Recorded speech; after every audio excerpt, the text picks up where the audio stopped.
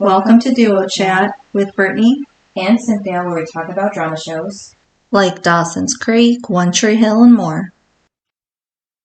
Hi everyone, I'm Brittany. And I'm Cynthia. And today we're talking about Season 4, Episode 1, titled The Same Deep Water as You. Aired September 26th. And the synopsis is: The aftermath of the post-wedding car accident unfolds. Haley is deeply affected by Nathan's attempt to rescue Cooper and Rachel. Brooke confronts Lucas with her true feelings, and Peyton makes a startling discovery. Pressured by the fact that someone might know he killed his brother, Dan assaults Deb. My God, Dan.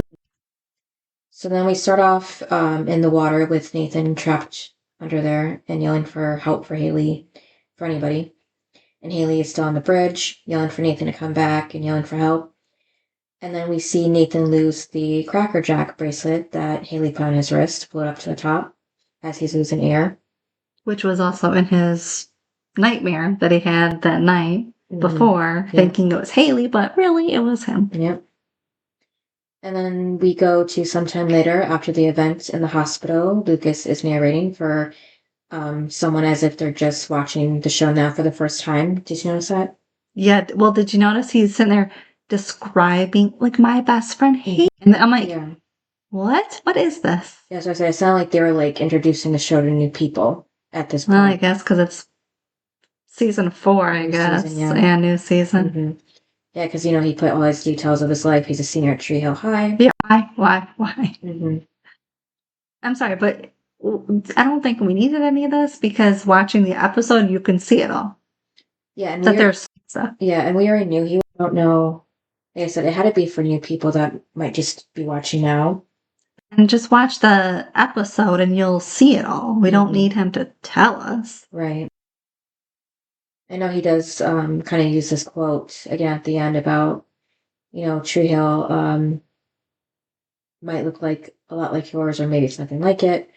But if you look closer, you might see someone like you, and then somebody goes about Haley, but and tells about who she is. I will say, yes, it's like our high school, but it's not in the sense when he said about if you're married as a nobody in our school was married as a senior. In fact, no, we didn't. That was not like our school at all. But in the sense of kids being kids and the popular kids and athletes and all that, that's definitely our school. It's a lot of schools. Right, but nobody's been into a car accident like this one like they have. Yeah, right. Dramatic. But the normal stuff, yes. And also did have pregnancies. There are people that, so that was not that seems new. To be bound to happen no matter what. Yeah, anywhere you go. Yeah. So it wasn't new to us. What did you think though when he said things can change in, was it 29 minutes or something? Yeah. Seems like a long time. Yeah, because apparently this thing started at 2:01. By the time we get to the hospital with them, it's 2:30. So.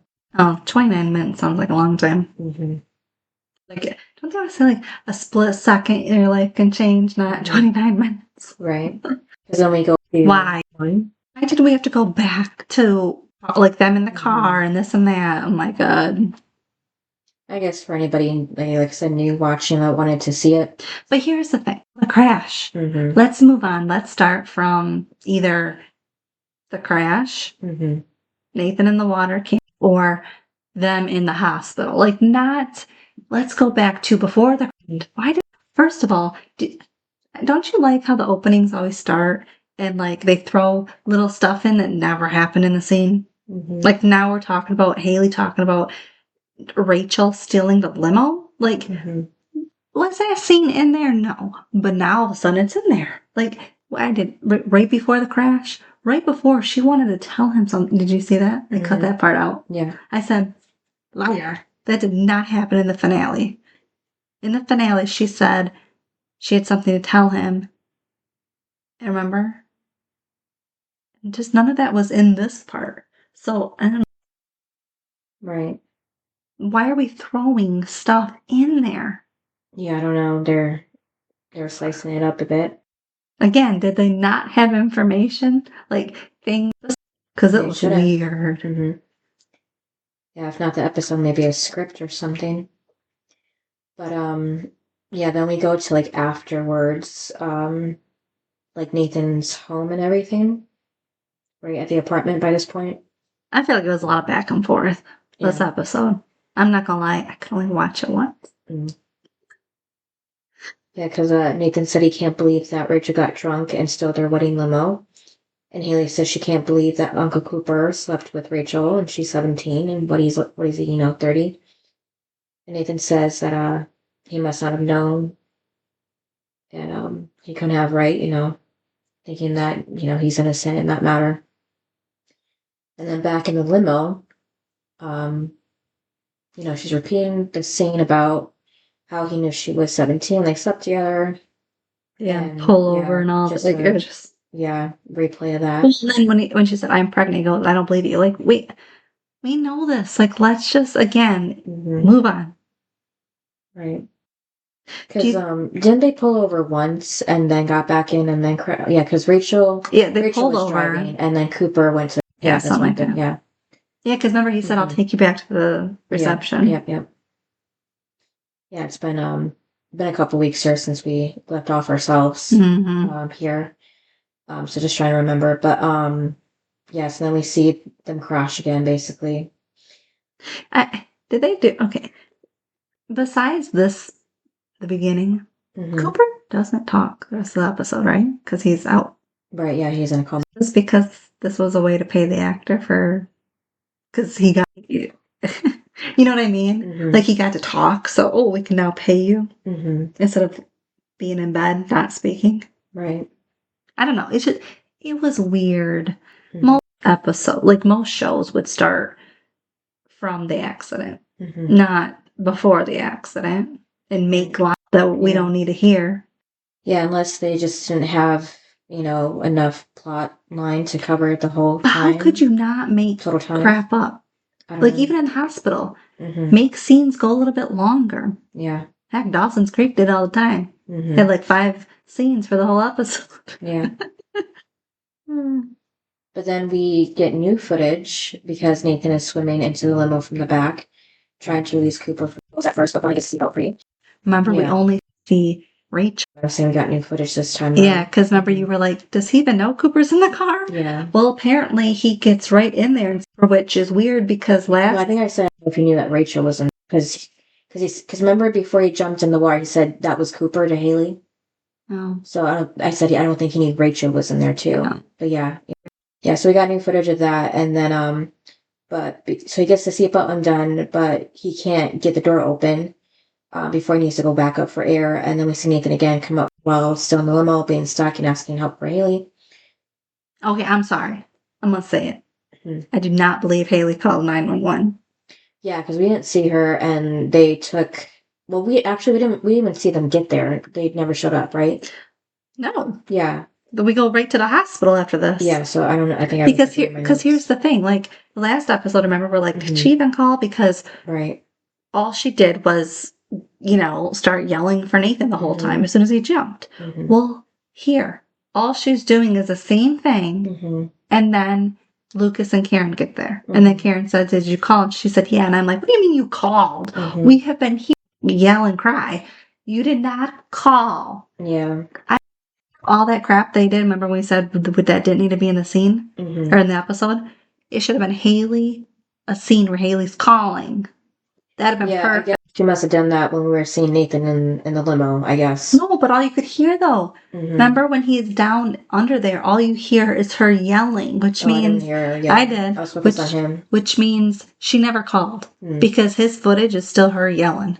So she never called. Plus, I feel like if she did call, they would have said stay on the line. Yeah, they usually. Because they would want to know what's happening. Right. Which gives me to the other fact that she didn't call 911. Yeah. Because if she did, they would say, we need you to stay on the line. Yeah, it would be really unrealistic if she called and hung up. Said, okay, help's on the way, and then they hang up. Yeah, so. And plus, your husband is under, forget Cooper and Rachel.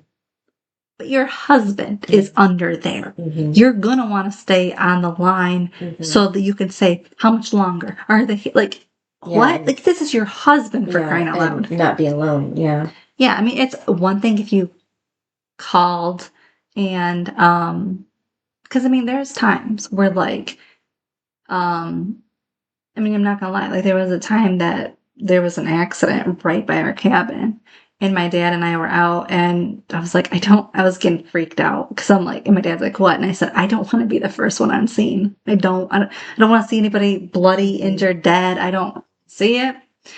And so my dad ended up calling 911, and they said, there's already been people that called. They called, but they didn't stop. I was like, that one. So anyway, but they didn't have him stay on the line. I mean, help arrived within a couple minutes, but it was just like the fact that I think he was able to hang up was, I don't know. I don't know if it was because they were 30 seconds away or something, if that's why, or it was because others had called in or something, if that's why he was able to hang up. But for Haley, I just feel like she would want validation over the phone. So I want to stay on the phone. Right. Like, this is your husband that's under there. Yeah, because even if she didn't call 911, I don't think she did. Then after Lucas and Karen got there, Karen could have called too, because she... Well, she was going to, because she said, did you call? Yeah. Like, that was Karen's first thought, and yeah, I did. Bullcrap. But I think Karen was about to if she didn't. I mean, we could have seen her call to confirm if the ambulance was on the way, maybe, but... Yeah. Well, that could have been the other thing of, like, you know, Haley could be like, I called, like, 2 minutes ago. Where are they en route? Like... Yeah. But again, that would have been perfect scene instead of the redo scenes. Yeah, but then we do see a body float to the surface face down, so we can't see who it is, of course. And then that's when Lucas takes off his jacket and jumps into the water. And Karen was not pleased with that. Yeah, so then Lucas pulls the body to shore, turns out to be Cooper, and then he goes back into the water. Because he's looking for Nathan. And Karen rushes down to help Cooper. That was nothing. Haley is literally just standing there the whole entire time. And Karen goes, like, right into mode. And maybe, like, goes all the way, like, is it because she wasn't, like, close to these people? No, I think maybe because, it's like that mother instinct maybe kicked in to... Until she's an adult. But I just feel like, it might be that, like, her motherly instinct, but I think, too, it could be, like, her age, because Haley's 17, and I think, Karen's not, and I think it also could be, too, she's not close to them, so her mind is, like, how do I save them? What do I, because Karen is out of the mindset that Haley's in, which is my husband's under there, where Karen's is, like, who are these, like, how do I save these people, and all, like, that kind of thing. Where Karen's not in the mix of Cooper and Rachel, and Haley is. Maybe, yeah. And plus, Nathan is still not to be found. And, Karen, again, that's not her son. Right. And we're seeing the water. So she's okay with that. Yeah. So I think maybe that, too, that she's not fully a part of. Like, I think, because think about it. If that was anybody close to her, she may have freaked out. But because it wasn't, I think she may have been okay to help. Yeah. It's a good thing Karen was there. That's all I know. Because Haley was no help. Too. It's funny, because, like, isn't Haley usually the calm one? Yeah. Not this episode. I'm trying to think of what was, like, the last big thing that, Thing. I guess the dealership fire, maybe, was the last. Yeah, but we didn't see her reaction. We didn't see any reaction because we didn't see it. I mean, she was standing there with Nathan, but it was very quick. Yeah, we didn't see anybody's true, like, and it was kind of over too by the time they got there. Yeah, it was a them up, and then it went to their hands. It was more focused on their hands. I can't think of anything like she had to be there to help for. I don't know, because when Nathan had his accident, more like he did it to himself. She wasn't there. Yeah, she wasn't there for anything else before this, I believe. No. Unless anybody out there can think of something we're forgetting. Because even Lucas's car accident, she didn't want to go to the hospital to see him. Yeah, because they were in that fight. Yeah. Yeah. So she didn't get to see aftermath of anything either. So yeah, she really, and Peyton's drug When wasn't Peyton was there. drugged, she wasn't there. No, because she wasn't friends with them yet. No. So no big thing that happened to anybody else, she was around for. Right. Maybe she was, but they weren't that close. I can't remember. But yeah. Well, I guess you could say Keith's death, but again, she was not in the hallway. Right. She was in the tutoring center. Well, for that, she was good at keeping Jimmy calm, but that wasn't needed here because there's nobody needed to talk to. Just she needed to calm down. Yeah. So So maybe because she was alone, she was spiraling. Maybe if she had other people, she would like kind of. Well, that was the thing. Was she said Nathan's good in a crisis? Well, Nathan was in the tutoring center. Yeah. So I think they're both good there. They were, but I think she could rely on me. And plus, remember when they heard the shooting, and they don't know who it is, but they heard it. She was the one that was all like, but crying, and Nathan was the one that like grabbed. Yeah, because like before he was there in the tutoring center, she was the one like letting them in, locking the door, turning off the lights, telling them to stay down, keep quiet. So I guess I don't know. It's hard to say. Like she kind of changes a little bit here and there. Yeah, how she reacts. I don't know. Oh, it's just kind of odd. Maybe because it was just her, and she thought Nathan wasn't at the school, so she thought he was safe. Yeah, so maybe that's why she was. Well, because she even said when he came in, she was like, "No, I wish you wouldn't, because I knew you were safe." So I think maybe that too. Yeah, I don't know. Just there's a lot of different variables. But, yeah, that's the one I can think of. Otherwise, like Lucas has been the one that's kind of been there for like everybody.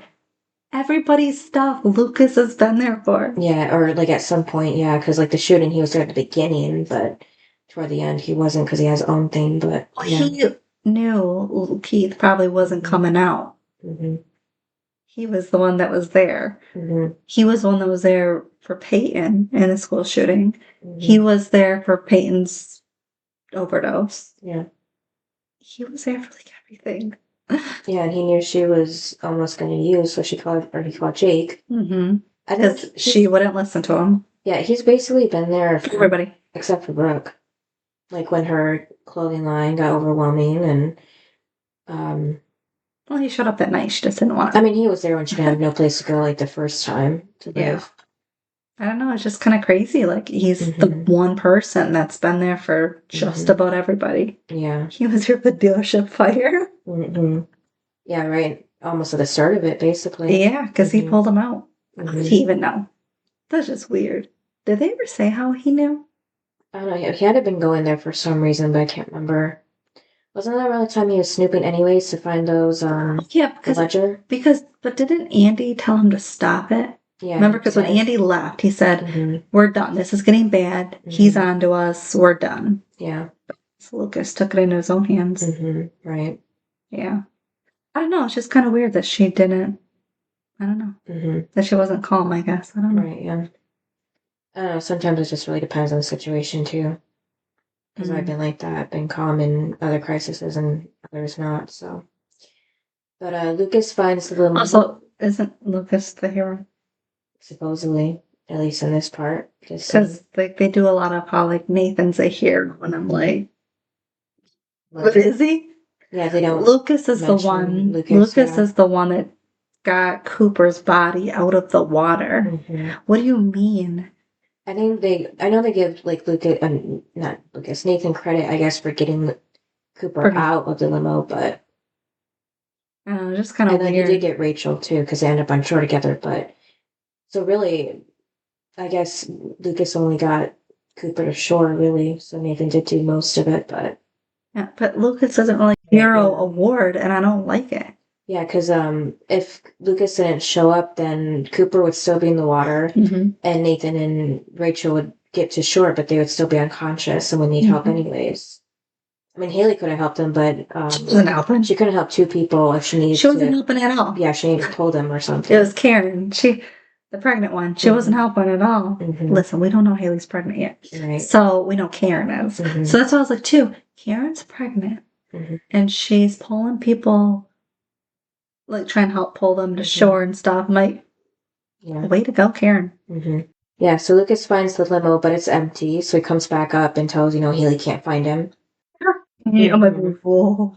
Yeah, And she got all great, like, with that voice. I was like, oh, she's scary.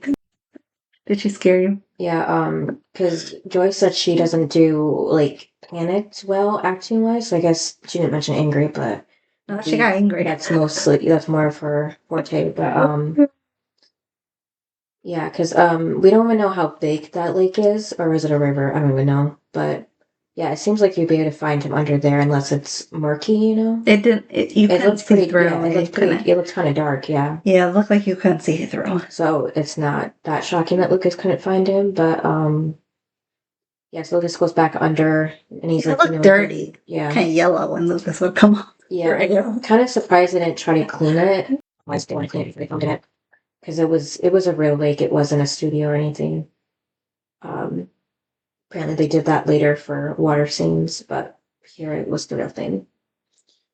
So then yeah, so then they see where Lucas first sees Nathan and Rachel face down together on the shore, and he tells Haley not to look, and he swims over to them.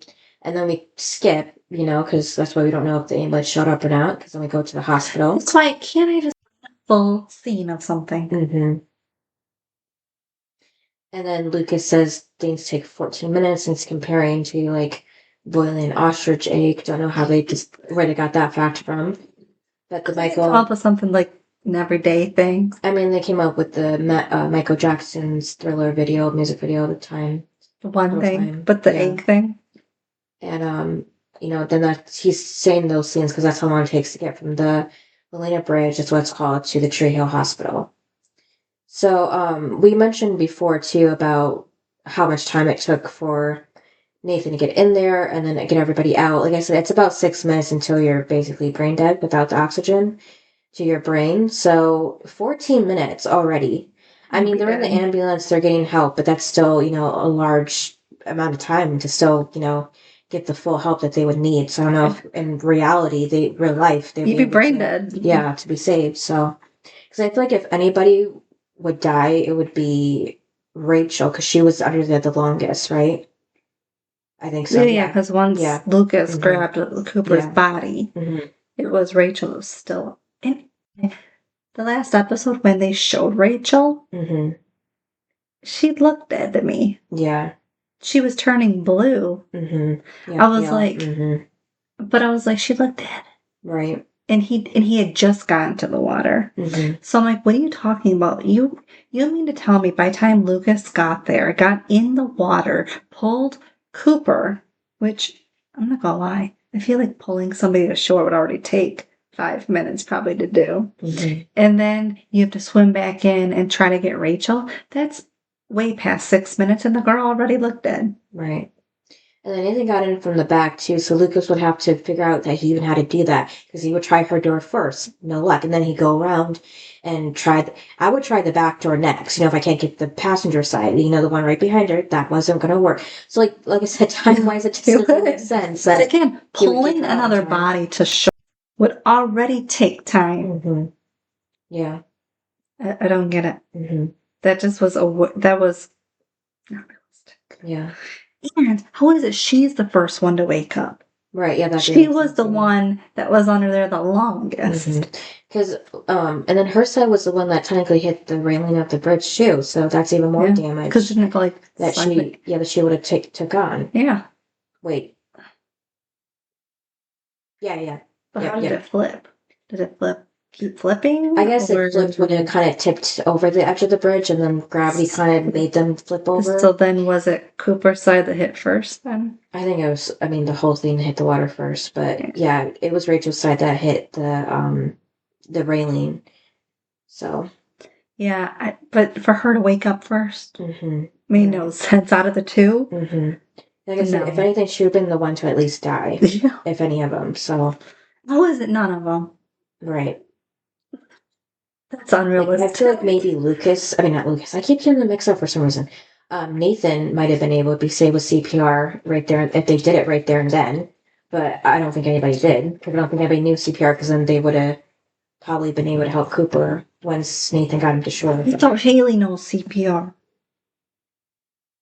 When did they try that? Because in the future, when she babysits those kids, doesn't she say like somehow she's like CPR certified, so like she can be a babysitter, right? And maybe she learned it then, like just that. Right no, but she said she used to babysit or something. Remember? Oh, I don't remember that, but like that's why like she used to babysit, so it's like she acted like she had known CPR for a long time. Yeah, because I just know Julian, but because we actually see him do it. But yeah. But like you're CPR certified in a few episodes from now. Right. What are you talking about? It's not like she said, I learned it after your accident. That would have been better. Yeah, that would make sense. But to act like you know CPR is bullcrap. Because in this episode, you clearly don't. Or maybe it's she forgot CPR because she's so focused on the accident right here. Maybe, yeah. That you kind of lose what you know, like your instincts. Yeah, I think she was focused on Nathan too, so she wouldn't even think to help Cooper. Yeah. Even if she did. Wouldn't Karen know CPR? I don't know. You're usually taught, like I learned at the community college here where we live, so I don't know where other people learn unless it's from another person, but I mean, with Google and all that now, I haven't actually looked it up to see if it's even accurate, but like, I know they have diagrams for how to do it like that, so that seemed pretty accurate. So, yeah. So, yeah. So we see Lucas and Haley staying in the hospital again together, and then that Lucas, was cute. Yeah, I liked her laying on. Oh yeah, and then she had his jacket too. Yeah, you know, that his blazer or whatever. Also, though, would you want that your wedding dress? No, it wouldn't. The memory isn't going to be you getting married. The memory is going to be the accident. Yeah, and then I looked at her dress too at the bottom, and I'm pretty sure it was like muddy and wet. You know, I could imagine too. It would be torn. It was, yeah, something I forgot. It was. I know it was. Yeah, I know it was dirty, but I could imagine too it'd be torn because because I'm sure she went down the hill when Lucas got Nate, or when she saw Nathan to go get him. I'm thinking probably so. See him. Yeah, so I could only imagine it'd be torn too. Yeah, like with the fabric. Yeah, I mean, I'm pretty sure Brooke could have salvaged it, but yeah, but I don't think Haley would want to. I don't know. She probably would. Yeah, but I don't know if I'd want it. I'm surprised they didn't make a mention of her. Maybe your dress is cursed because it wasn't originally supposed to be your material or something. Yeah, or this is your second wedding. Like, could you? Or and technically second from the other one. So well, her wedding dress. She had somewhat of a wedding dress. Remember her first wedding? Yeah. So it'd be her third wedding dress. I think if they ever got married again, like later down the line, she should just not wear the wedding dress. Yeah. Maybe just pants would be a good idea at this point. Or not have one. So yeah, but I did like the Lucas and Haley scene. It was nice. Yeah, so for some reason call Dan. Yeah, I mean why? I think because Dad, but you think that he saved Deb or tried getting a hold of Deb? Yeah, so I would have called Deb, not Dan. Yeah. And then of course Dan don't even answer. Yeah, I think that was just to like give the little segue because he narrates about Dan being many things, the mayor of Tree Hill, once a great player. Nathan's father. Yeah, he didn't say him because no, he did. He said he's also my father, but he never claimed me. Yeah. Yep, that was in my other paragraph here. Because I put I liked when he said that he got, as in Lucas, got the better end of the deal. Yeah, because he got Keith. Yeah, I liked that. Yeah, because before that, I put in my notes that after Lucas gets up from the couch, Haley lays down on it wearing Lucas's jacket and still in her wedding dress. So I just, I felt sad for her. Yeah, like that, just kind of in defeat. Well, it's supposed to be your wedding night, and that's what you get. Yeah, even though they were technically already husband and wife, it's like but it's coming back from a bad relationship. Like they weren't. Remember how I said they weren't solid. Like this to me, like from this wedding day on, they're solid. Right. I don't like from here on. I don't believe they're gonna get divorced. But I was gonna say, like, even though they were already husband and wife, if this was the first wedding, it would have been tragic if Haley got him as her husband and then lose him the same day, become a widow. Well, still, could you imagine being a widow at 17? I mean, I guess the good thing is she's pregnant. I mean, does she want to be alone? So, well, she'll get a baby, his baby, like Karen. Yeah. Except for Haley would still get the better end of the deal because the father would be Nathan and not Dan. Yeah. But yeah, I mean, just yeah. But yeah, I was just thinking like I believe like to me this couple, this Nathan and Haley, are much more solid than season 1 or 2 Nathan and Haley. Don't you think? Yeah. Like when they got married, they weren't you could still see them breaking up. Yeah. But here, I don't believe it at all. Could you see these two separate? No. Me either. That's why I'm like, I love when they got back together in season 3 because they just seemed like their foundation was where it should have been when they get married. So when they got married this time, I believed it because I'm like, I felt like they were grounded where they're supposed to be when you are supposed to get married. Right. Yeah, so like I said, it seemed like they were just not reintroducing, but introducing the show to new people because Lucas added that he was raised by his mom with the help from his uncle Keith until his life was taken. So just throwing out facts that we've been knowing. And then Dan's at the beach house trying to clean the paint off the wall. Did I mention that it said murder? Oh, yeah, but it did. Yeah. In red. Yep. So, just talking to the little version of Keith. Yeah, talking ghost. again. Yeah. And he called him a son of a bitch. Yeah.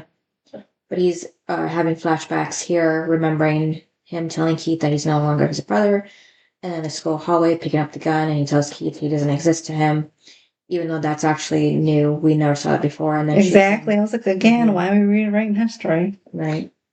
And then his phone rings, but he doesn't pick up because that knows about Nathan. And Lucas is calling. Yeah. And then he tells Karen, like, any news. And then I just like how Karen wanted to, or no, then he said about the pregnancy, because isn't he talking about Karen's pregnancy? Yeah. And how Keith would be so happy. And then they bring up Brooke. Like, was it Brooke's pregnancy test? Right, because Lucas thought that that's what she was talking about at first. And then, I'm not sure. But then, okay, isn't it weird too that like Karen bring up being pregnant at 17? Yeah. And she just didn't want history to repeat itself. Did she forget that he had a pregnancy scare a year ago? Yeah, I thought about that too. Brooke? Yeah, I'm guessing she's saying that if it's 6 again, 6 this time, but because she ended up not being pregnant after all. So she said the same thing back then. I don't want history to repeat itself. And it's like, so, but he had the 2 pregnancy scares. Yeah. Or maybe because, I don't know. Like I said, I feel like they were not reintroducing, keep saying that, but introducing the show to everybody, like new people, new watchers. Because maybe they, I didn't think to look this up because I just thought of it just now, but maybe they had a tick up in like viewership. Maybe they had their numbers spike up, so maybe that's why they did this too. I went with the new season. Maybe they were like, because it's not like they had streaming back then where you could go back and did they have watch in the beginning those boards that they talk about, the message boards? Yeah, the forums. Because maybe people wrote in and said, well, who is this and who's that? And they read it and they were like, I guess we have to reintroduce. Maybe. People. I don't know. I can't see the writers actually looking at them. Cast members, yes, but I mean, well, I could see the writers doing maybe if to let the cast know, because I feel like the cast wouldn't know either. But I could see the writers doing it. Well, I don't know. Like the writing team. Yeah, it seems like the writers try not to get too much fan input. They kind of do what they want to do. And I think the creator wanted to do what he wanted to do. Yeah, that's true. But I feel like the writers maybe stuck to. Well, they always wanted to try to outbeat the OC. Because the OC was doing big things too. So they were always trying to outbeat them, and then right after that they had Gossip Girl to try to outbeat.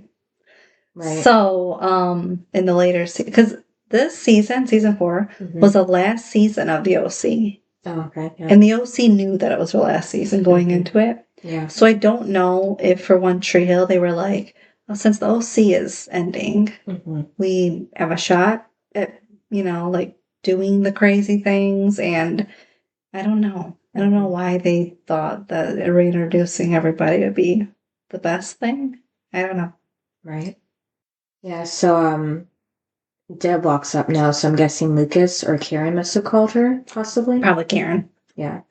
And she's telling them, Lucas and Karen, that Nathan's awake. So yeah, apparently Nathan is awake. I'm happy that he was awake at the beginning of the episode instead of the end or something. Like you could see that happening, right? Like because he's a main character. Like Rachel and Cooper are not. Like I don't consider them two main characters. They're not the core five. So like they can come and go, but like Nathan, you just can't let him go. So like that kind of thing. So I could see them waiting till like the end to like be all dramatic, like he's awake now. It's like because you had to wait for the whole episode. Like is he awake? Is he awake on like other shows? But I liked here how they made it at the beginning. Remember how I mentioned that they were talking about how they can't believe that Rachel got drunk and took the limo? That was in this episode, right? So they already spoiled the fact that Nathan was fine already? Before they showed him in the hospital? Waking up? Say that again? Because remember earlier I said that Nathan and Haley were talking about how they can't believe that Rachel took the limo and that Cooper slept with Rachel being 17? Yeah. That was in this episode, right? I didn't get mixed up? Okay. Because I was just thinking, like, why did they spoil that for us to show the audience that he's actually okay? They didn't. But weren't they at the apartment when they were talking about this? No. Where were they? In the car. It was right before the accident. Okay. That's why I said, why are they throwing something in there that wasn't said last episode to have a car accident? Right, I missed because remember they were all lovey-dovey when they had the car accident. Okay, I just didn't put that detail, and that's why I got to be detailed. My notes are else I'm gonna forget where they are even. So yeah, because that's what threw me off. Like, why are we throwing something in a scene? Okay, I was confused for a second. But when Lucas went to go follow Deb to go see Nathan, did you see how Karen stayed to look at the babies at the nursery? Yeah. Yeah, I mean, that was cute, but, like, Keith should be there with her looking at them, that's going to be us soon, with our baby. Yeah, so Lucas gets to Nathan's room to see Haley's already in there. And Lucas... He says that he's a hero. Yeah. And, of course, Nathan doesn't really believe it. But I think they're both heroes. Why do we have to just say Nathan's a hero? Right. I'm sorry, but I love Lucas too. Yeah, just because Nathan was there first, but you need help, and that's okay too. Yeah, so Nathan gets flashbacks of the event. Then one of his dream of Haley drowning, but then comes back to the present day. And then looking at a deck of her and best friends forever. And then she rips it up in a trash bin to burn. And then she finds there's time to library with Lucas, and the time she told Brooke that she has feelings for Lucas. Then she rips up that photo of the three of them too, but only throws the middle piece that has Brooke on it in the fire. She threw this away in season 1. I thought it was a different picture. Oh, was it a different one? I don't know. It might have been. It could have been the same. I don't know. I feel like they only use one of each. Yeah, somebody can fact check. Like, there's only, one of Karen, Keith, and Lucas. There's only one of there's only usually one of each thing. So it's just kind of, there'd be multiple. I mean, they use, the old cameras that had, the film in it. Well, I mean, there should be multiple since they're best friends, but I'm just saying, I don't know. I just feel like on the show, they only keep showing us the same one picture of everybody. Yeah, and I don't know, it was Brooke last time. I was gonna say if they ripped up the pictures once, they shouldn't be able to do it again, but I guess that was Brooke last time, so it makes sense. I guess if they have multiple. Yeah, so Brooke, if this was the same picture, then Brooke would have had one and then Payne had one, so makes sense then. Yeah, this would just show that they had now both ripped up their copies of the photo. That's rude. Unless someone has a film, then they can't really get that back, but where was I? Yeah, she was just looking at flashbacks, Yeah. And then, the picture, after she throws a piece of Brooke away, Then she has the pieces of her and Lucas and put them together, you know. But then she tosses the pieces on the table where she has other pictures of her and Brooke I saw. And then she goes to her records and picks one out, but when she pulls the record out of the sleeve, a piece of paper falls out and she picks it up and it's like kind of a card. It looks like a piece of paper card, I can't really tell, but I thought it was like just like a piece of paper folded up. And she reads it, but we don't see what it is until later. And then we go back to Dan cleaning the paint off. But it's just trying to like a big giant, you know, circles, red circles where the letters used to be. And of course the police are there. Yeah, well, I was gonna say that kind of seemed like a metaphor for like never being able to clean up the blood that he shed, you know. So I like how like he can't get rid of it. Yeah. Well, I liked when the police showed up and he thinks that he's in trouble and stuff. Yeah, and young Keith is taunting him about it. He said someone's in trouble. Yeah. And of course, it's only to tell him that Nathan is okay. This is weird. Yeah. You know why it's weird? Nathan's already awake, right? Deb is already there. Yeah. He's emancipated. He has a wife. They're not going to go to his father and say, your son has been in a car accident or in an accident. They're not going to go to the family. Well, if he's the mayor, then most likely they would go to first contact, which would be his wife. Who's already there. Who's already there. His mother, which would be second contact, is already there. And he's awake. If he wants his father to know, he can pick up the phone. Haley could call. I'm just saying that everyone knows who should know. So I'm just saying for the police to go to his father and say your son has been in an accident it's not realistic because you would go to the first contact and then that would be it. Yeah, well, I feel like because that first contact would contact whoever else needs to know. Yeah, well, I feel like if you're the mayor, then maybe the police didn't want not to tell him and then look back because he might go after them. Like, why didn't you tell me my son was in an accident or something like that and like fire them or something? I don't know. It's just kind of weird because I'm like, if he has that power, but because I'm like, realistically, they wouldn't go to you. You're not his contact, right? And also, maybe you should have listened to the phone. Maybe you should have listened to Lucas's phone call. Also, isn't it weird that Lucas didn't leave a message? I thought that was odd. He just hangs up. Yeah, unless the voicemail was full for some he just reason. hangs up as soon as it stops ringing, and I was like, dude. Leave a voicemail that Nathan's in the hospital. Right. Yeah, because they don't really show if it was somebody else calling him. It was definitely Lucas, so. Yeah. So I just didn't like that Lucas didn't even leave a message. Like, how's he supposed to know that it's important if you didn't leave a message? And then, but with him staying outside with the cops, he still has the red paint on his hands. So he jokes about them catching him red-handed, but they didn't even question it. Nope. Unless they could just tell that it was paint, but... and then when they said his son had an accident, he asked which one. Like, so, it matters. Yeah, now he cares about Lucas. No, like, it matters. Right. Like, if it's Lucas, I'll determine if I want to go. But if it's Nathan, 100% I'm going to the hospital. Yeah, that's how I took it as, which one? Because I don't really care about that one. Oh, well, he sounded concerned, like he was wondering which one it was. Who cares which one? It's both your kids. Yeah, because if he could have been just like, oh, is Nathan okay? But no, he said which one, so I thought maybe he actually did care about Lucas. Well, he tries. Remember at the wedding when he was like, I'm going to be there for you. And Lucas like, no, like Keith is supposed to. Sort of thing. Like, he tried at the wedding to, like, suck up to Lucas. It's just like, dude, what does it matter which son? Isn't it bad if either one is in the hospital? Right. Yeah, so then he gets to the hospital, but as soon as he steps out of the elevator, he's greeted with paparazzi and press, you know, asking questions. How badly is Nathan hurt? Will this affect his basketball career? Which is something that you think he would think of and be concerned about. But Dennis tells them that he appreciates their concern for Nathan, but he's just a worried father. When has he ever been a worried father? Right. And then down the hall, we see Lucas and, we see Dan. Yeah, and then Skills walks up to him. And he says Bevan heard about the accident somehow. I don't know how. She was at the wedding. Right, but who would have told her after everybody Maybe when she left, she saw the accident, maybe. Like... Well, maybe it was on the news, maybe. Could be. Then Skills would have heard it, too. Maybe he wasn't watching the TV. Maybe why didn't he just say he heard about it? Yeah, I don't know. Maybe he's at the river course, so he couldn't see the news. Yeah. Yeah, so he asks how Haley and Nathan are doing. Lucas says he thinks he'll be fine now that Nathan's awake. And then Skills asks how Lucas is doing. He says he's fine. And Skills, asks if he's sure about that because Bevan heard him and Brett. Bevan hears a lot of things. Yeah.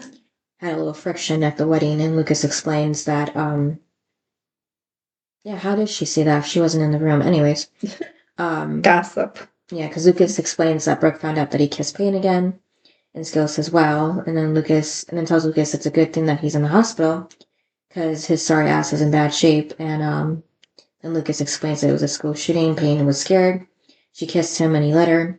And Skills tells him that just in case Brooke decides to show up, he doesn't want to be standing too close to him. So if he needs something, he can call him. Yeah, Skills was funny. See, that's the thing is like it was such like a touchy episode that like serious things that you needed Skills to come in and just be funny. Yeah.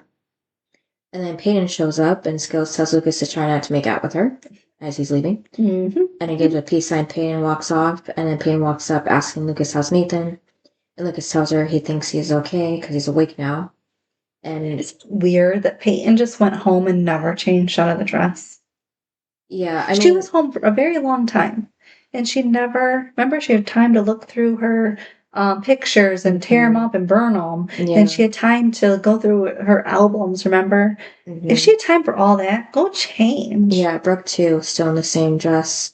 Yeah, but Brooke's living in nowhere. Or is she living with Rachel right now? No. No, technically I think she's still with Payton, so it makes sense why she wouldn't change because she would have to go back to the house. Because she's kind of going from home to home. Yeah. But like Payton, you've been home. Like we haven't seen Brooke home, but we've seen Payton home. Yeah. Wouldn't you want to get out of the dress and get into something comfy? Yeah, because we know it's odd. I think it's odd of Payton's character to not get out of the dress when because she's not the girly girl. She's the one that likes pants and this and that. So why isn't she getting in something comfortable? Brooke is the one that likes dresses. Brooke should be in the dress, not Payton. Yeah, because we know. Plus, didn't Brooke make the dress? Wouldn't you want to get out of it? You tore. Yeah, she didn't mention you burned her picture. Wouldn't you want to get out of the dress that she made? Yeah. I'm sure she made them. Yeah, because we know the accident took about 29 minutes to start and then get to the hospital. She didn't get a phone call yet. So change.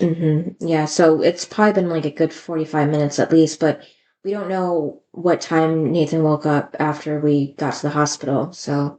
Because I feel like that's like a lot of people's first thing when you get home to change. Especially if you've been in the dress all day. Like Haley couldn't really change because she's been at the house. But like, I feel like Payton could have. Yeah. Also, Payton was at home. She couldn't bring clothes for Haley. Yeah, she could have.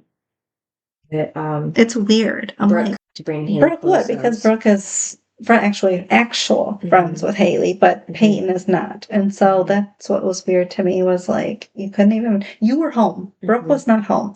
You couldn't get the girl some clothes on her wedding. Plus, did she have clothes? Who? Haley. Yeah, they were headed to the airport. Yeah, Lucas's car that they were taking. I mean, we did see that she forgot her purse. I don't think she forgot her suitcases as well. Wait, because no. What if they were in the limo? Because they were supposed to get off in the limo. Remember? Maybe, but then they would have. But then they would have told us that they weren't in the limo because they would have said all of our stuff. Well, we can do all of our stuff is in the limo. Yeah, I mean, see any of that come to the surface. So maybe it was still at the reception place, or because what I'm thinking is Lucas probably put the suitcases in right before we saw them walk through into the car. Yeah, if they were in the church. Yeah. Yeah, so he probably put them in right before. Hopefully, but yeah. But yeah, they didn't say anything about the luggage, so I'm thinking that it was in the red car. And Haley could have wouldn't you grab your bag and head to the hospital? Yeah. So then Nathan would have a change of clothes. You would have a change of clothes. It's just odd. Yeah. Or even Karen. Why didn't she grab their bags so they would have and keep up in her car so they would have clothes to change in? She's in a freaking wedding dress. You want to haul that around? Right. That's a lot of weight, I feel like. Yeah. So I guess they kept her in it to be dramatic. Yeah. Because if she was in like sweats or something, it wouldn't be look too dramatic, I guess. I don't. Right. I don't know. I feel like maybe the hospital too could have offered her something. It would have probably been a gown or something, but I don't know. Or they could say, go to the gift shop and buy yourself some sweats. Yeah, they probably could have done that too, but she'd have to buy it, and who knows if she has money on her. Right, because she didn't have her purse. So that's where her money would be. And also, wouldn't Nathan's probably be in his wallet, which would probably be in his pants, which would probably be in the water? Yeah, unless he left it in the car. Yeah, Lucas's car.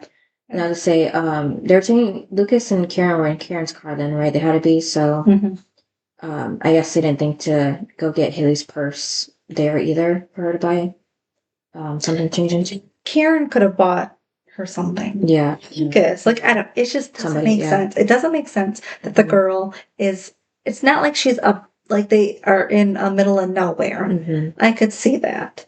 But they're literally in their own town and probably minutes from their apartment that Lucas or somebody could easily go get clothes. So there should be clothes in their suitcase, like I said. Right. Again, it's not like they weren't headed to the airport. And then Lucas... Because that was the thing was, Nathan or Haley did not say, we have to stop at the apartment now to get some clothes because we don't have any to go to the airport. Right. They never said that. So... Yeah, and then Lucas tells Peyton that Rachel and Cooper are still unconscious, which makes sense because they were in there the longest. And she hugs him, and then he narrates that she's always been a good friend, and Brooke Davis is his girlfriend. At least she is for now. And this is when we see Brooke get to the floor and see Lucas and Peyton hugging, and then she walks away. And she's not happy. But she turns and heads to see Rachel. Yep, but she sees that she's sleeping, so she goes to walk away, but then Rachel calls her a slut. So then Brooke calls her a bitch, and that's the whole start of their whole... friendship? Yeah, basically. Again, why is Rachel awake? Like the same time Nathan's awake? Right, yeah. It's odd. Because he got way more time to breathe than she did. Yeah, the doctors would be questioning... She'd be in coma, they would be questioning if she's not even... If she's not brain dead, So... yeah, and then, of course, Rachel has to say it because they never let Brooke Davis's stinky ass... They would never let Rachel in heaven. What is she talking about? Right. If anyone. It's going to be the person that caused the accident? Yeah. And then Brooke asks Rachel, how she really is, and Rachel just asks if Cooper's okay, and Brooke says she doesn't know. It's the only thing. So she causes the accident. She wakes up, and the only thing she cares about and obsesses over is Cooper. I really didn't need any of it.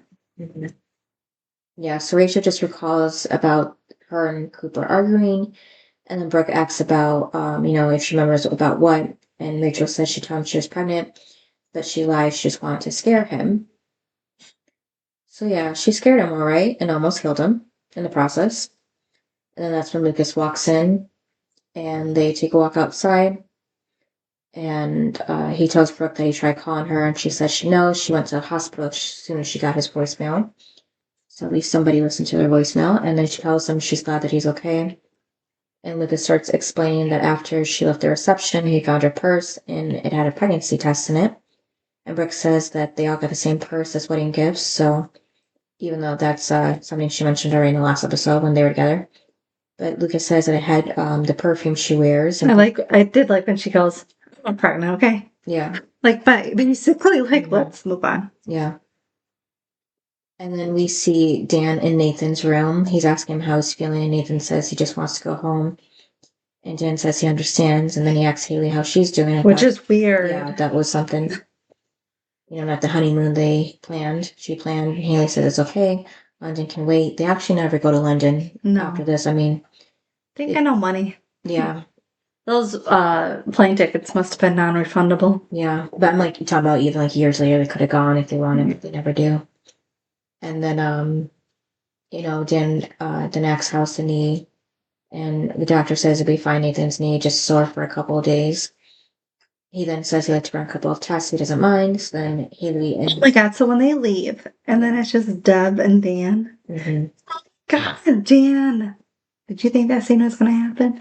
Not my first question. He like pushes her against the wall. Oh my god! Like tries choking her. Oh my god! Mm-hmm. But I did notice Haley like lingering, like wondering like what's going to happen. Well, after I walk away. Yeah, she shouldn't be leaving Deb. Mm-hmm. Yeah. Deb should know better. Why is Deb like? I'd be like, she should have like grabbed Haley's arm and like left. It was just weird that she would actually stay there to listen to what he's got to say. He's upset. He just found out because you told him that it was you that tried to kill him. I would not be. And the thing is, she was so worried all last season. Remember how she left Tree Hill because she was worried about Dan trying to kill her. Here, he just found out, and you're not worried he's going to try to kill you. Right. That's what's weird to me is you left your son because of it, and you're just okay. But he was scary though when he did that. Yeah, and then he brings in their restraining order, because obviously that's out the window. But I didn't like when she said, called him a son of a bitch, and he said, no, that would be Nathan. Right. What? Oh my god. And then tells her that she doesn't know, what she unleashed, and now it's his turn. Yeah, and he called her a bitch, and he said you should be afraid. I didn't like any of it. It was all bad. Yeah, and then just leaves her there to catch her breath. As if nothing ever happened. Yeah. And then now Nathan and Haley get home. She sees the art in the living room that he did all of a sudden for some reason. Okay, how is it that he had to sleep at Lucas's the night before? She was in the apartment. Right, so yeah, when did he do this? When did he do it? Yeah. Because she got ready at home and came dressed to the reception. So how is it that he was able to do this when she didn't look? Unless he had paid him to it because she's the artist, but like even then when it would be getting ready too. Yeah, exactly. I'm like, it would make sense if Nathan had the apartment the night before and Haley was spending the night at like Lucas's or, Peyton's. That'd make more sense because then he still would not have all night to do it, but, it would make more sense. But this does not make sense when she was at the apartment all night.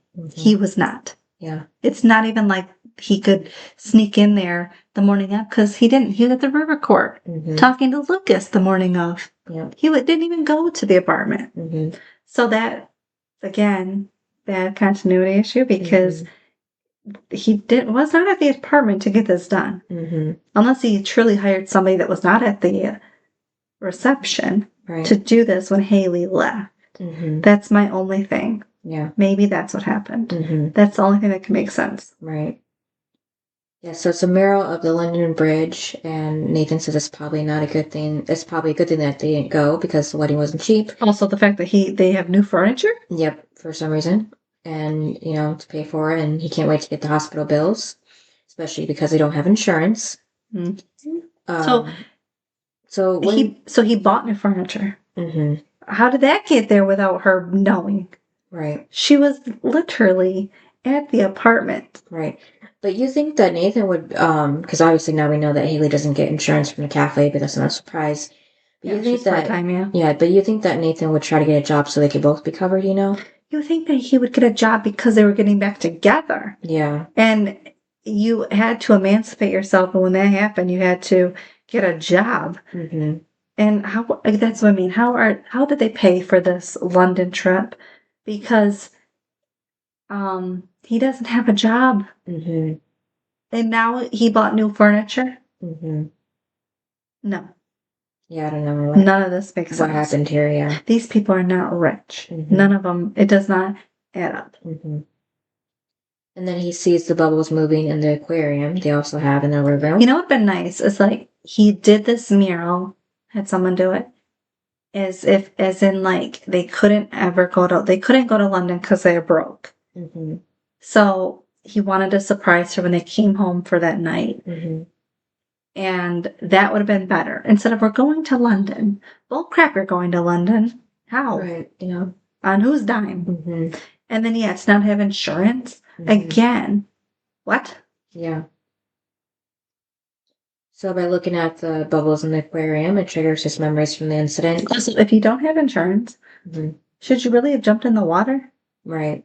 But he was the only thing about Cooper in this case, Like, what a dummy. And figured he was a good enough swimmer. No, that's because Nathan thinks he's invincible.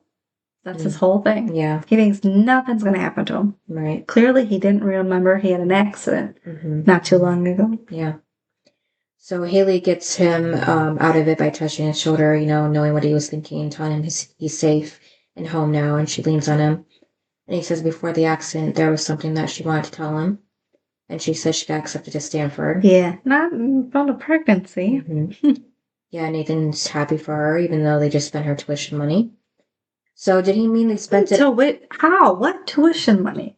Yeah, and was it on the furniture?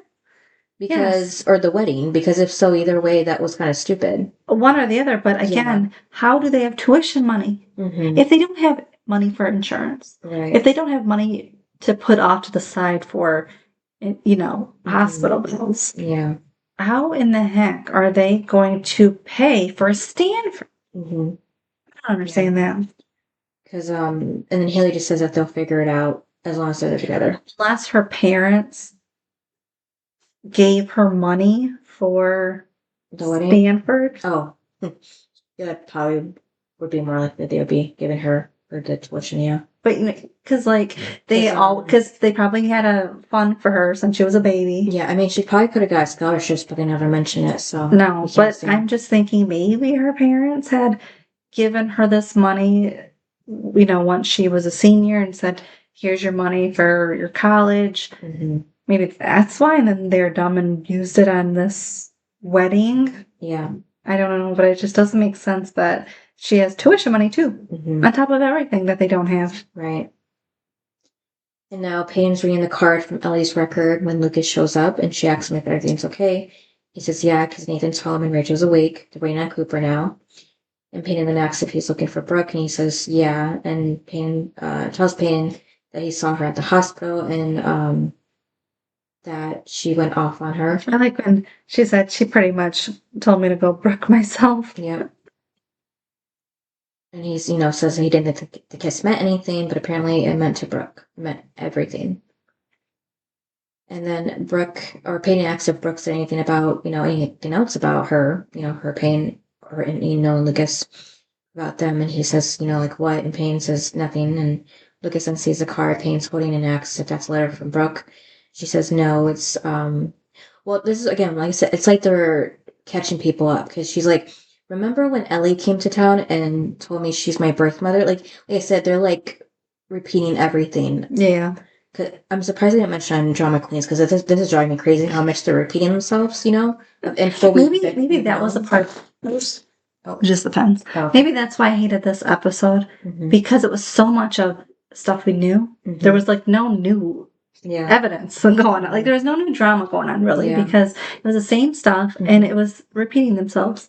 Yeah, because then she tells Lucas it's happening again. I'm like, that doesn't even make sense. Yes, you got a third mother? Yeah, because that would be my response too, after saying that, all that. But she says, not exactly, and gives him the card. He reads it. Audience can't know yet. And asks where she got it. And she says, from the record. It was one of her favorites. And then she says, apparently I have a brother. So Ellie knew about this brother. Yeah, so that's why I feel like this is something. It's like they didn't know what to do with Peyton at this point. Ellie knew? Yeah, I'm thinking that they just threw that in. But later on. How else could Peyton find out about it? But later on. Unless, he could have found her, but. But later on, did Ellie know?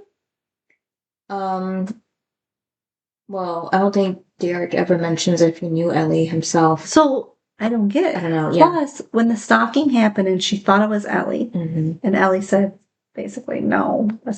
Remember that I watched, whatever that thing was. Username. Yeah. And it was Derek all along. Yeah, Psycho Derek. How How? how did he know that she had a brother? There's something she gave very specific info later on her webcam. But what? That he was watching. No, but what did she say? Well, she gave everything but her address. That's the only part that I can't. I mean, the yellow pages probably, but what did she say? She was talking to Derek. She said his name, where he's from, and basically gave Psycho Derek this information because I can't remember his name. But she didn't know she had a brother until now. Yeah, I'm talking about this happens later on. Right. But the I'm watching you thing happened last season. Yeah, he was just always watching her, but it wasn't until then he actually had a cover story to have her let him in close to her. So he used it to his advantage. Because I'm like, it doesn't make sense. He was just watching from the distance wise, back until he had a reason that he could move closer to her. Because it didn't make sense that he would know a year like last season, but then all of a sudden now he knows that she has a brother. What? Because pretty sure her webcam was hooked to her own personal website, so anybody can find that website. So. Because it wasn't she couldn't do it through the school's website, so it had to been her own. So, but yeah. So then at the hospital, Rachel goes into Cooper's room and kisses him when he's still unconscious. He wants nothing to do with you. Yeah. And she says she's sorry. He only came back to town for his nephew's wedding, and that was it. Yep. Not to be with you. And then that's when the detective shows up in the doorway asking, or to talk Rachel, to her. Yeah. Because he heard that she was intoxicated, and if that's true, because several witnesses say that she was. Well, she took the mic. Yep, and made a bit of a scene. He said that's what he said. Made a bit of a scene at the reception. A bit. She spilled some tea. And she was upset with him, Cooper. And he tells her that when she's up to it, they're gonna need to take her statement about what happened on the bridge. And he's especially interested to hear how a professional driver could just lose control of his vehicle. Exactly. Oh, I liked when he said that he has his own theory, but for her sake, she basically she better hope he wakes up and tells him that he's wrong. He ain't gonna do that because Cooper, that's the truth. And then the report Skills and Fergie are playing. Junk and Mouse sit on the sidelines with Mouth announcing. And then Mouth kind of roasts Skills and Lucas, saying that Skills is making a basket, and Lucas visiting is a rare occurrences on both ends. And Skills asks Lucas how Nathan's doing, and Lucas says he'll be okay. And Mouth asks about Rachel, because he cares about Rachel. That's his priority here. And Lucas asks Mouth if he's seen her yet, and he says no because he doesn't want to go see her because he doesn't think that she wants him to go.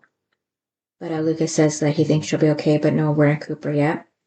And then Skills asks Lucas for a favor, and he was, thinking about going to college, but money's tight, so, basically... I understand this. Because he's worried about it now? No, well, I don't understand how in the middle of a season, he can join and then get a scholarship from it. Right, yeah. I didn't think of that. Most people that get scholarships, it's because they were on the team for a couple of years. They can prove that they're one of the best. You're not, I don't believe you're going to get a scholarship from a couple of games. Yeah. Because they're far into the season. They're almost to the end. You're not going to get a scholarship for 5 games. Right. That's unheard of. Yeah. So I could see him joining the beginning of the school year and maybe getting a scholarship, but not this far in. Yeah, I'm thinking that they didn't want just to have Nathan on the team because Tim's gone, Lucas is gone. Yeah, Jake's gone.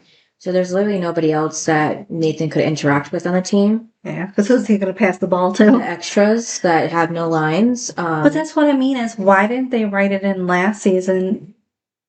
Because they're kicking Tim out.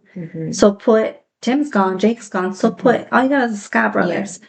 Throw Skills in there. Yeah, the numbers would have made sense. Yeah. Yeah. And plus, okay, even if you're not, even if they kept Tim, right? They could have very easily brought Skills in because Jake was no longer there. Right. Because it was always 4 of them, right? Mm-hmm. So take Jake out because he's no longer there. Put Skittles in. It should have been that simple. But it should have been last season because it would have made more sense. Yeah. But yeah, Lucas is gonna try helping him out. Yeah, but I know wording with Whitey. Yeah. Yep, and then Skittles says he just wants to try out. He's not asking for special treatment, just a chance. And Lucas says he understands because he's been there, and he'll talk to Whitey. And that Deb, she's looking around the kitchen looking for pill bottles. Did I say Deb? Yeah, Deb. Yeah. I thought I might have said Karen, but yeah, Deb. So she finds one in a vase, and she opens it up to take one out, but then stops to think if she should relapse or not. And then Dan is at home now painting over the red paint that said murder on it since he couldn't get it off with the red paint, I guess. It's just gonna have red walls. Yep. And then he picks up the picture of him and Keith as kids. And then a bit later, he shows up at Karen's house, and he actually asks if he can step inside. He doesn't just, walk inside on his own. And she asks him how Nathan is. He says he doesn't know. Ask his ex-wife. It was funny because she goes, "Whose fault is that?" Yeah. And he says, fair enough. Then Karen asks about Cooper, and Dan says Cooper would be better off if he died in his sleep. My God. Because every time that immature punk comes in town, his son ends up in the hospital. I mean, he isn't wrong. He's not wrong. Yeah. But Nathan... But both times... Yeah. Well, both times. Yeah, Nathan did it. Yeah, because it's not like he knew Nathan was going to crash purposely on the track. And no, he was supposed to go through, like, little safety training. Yeah. And... like Lucas, and if his mindset was right, he wouldn't have crashed. Yeah. It was Nathan that did it. Yeah. Also, with this, Nathan jumped in the water. No one said pushed him.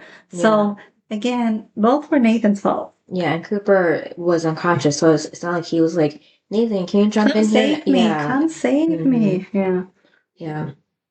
But then Dan says, hopefully Cooper will be okay. And then... I don't think he believes that at all. And then he just blurts out, would it be the strangest of things if they got a cup of coffee? Yes, it would. 100% it would be weird. Yeah, but I liked Karen because she's like, I've given up coffee to his pregnancy. It's not a movie. Yeah. What? Yeah. When has Dan went to see a movie ever? But she usually says no, so he asks if she's given up movies too.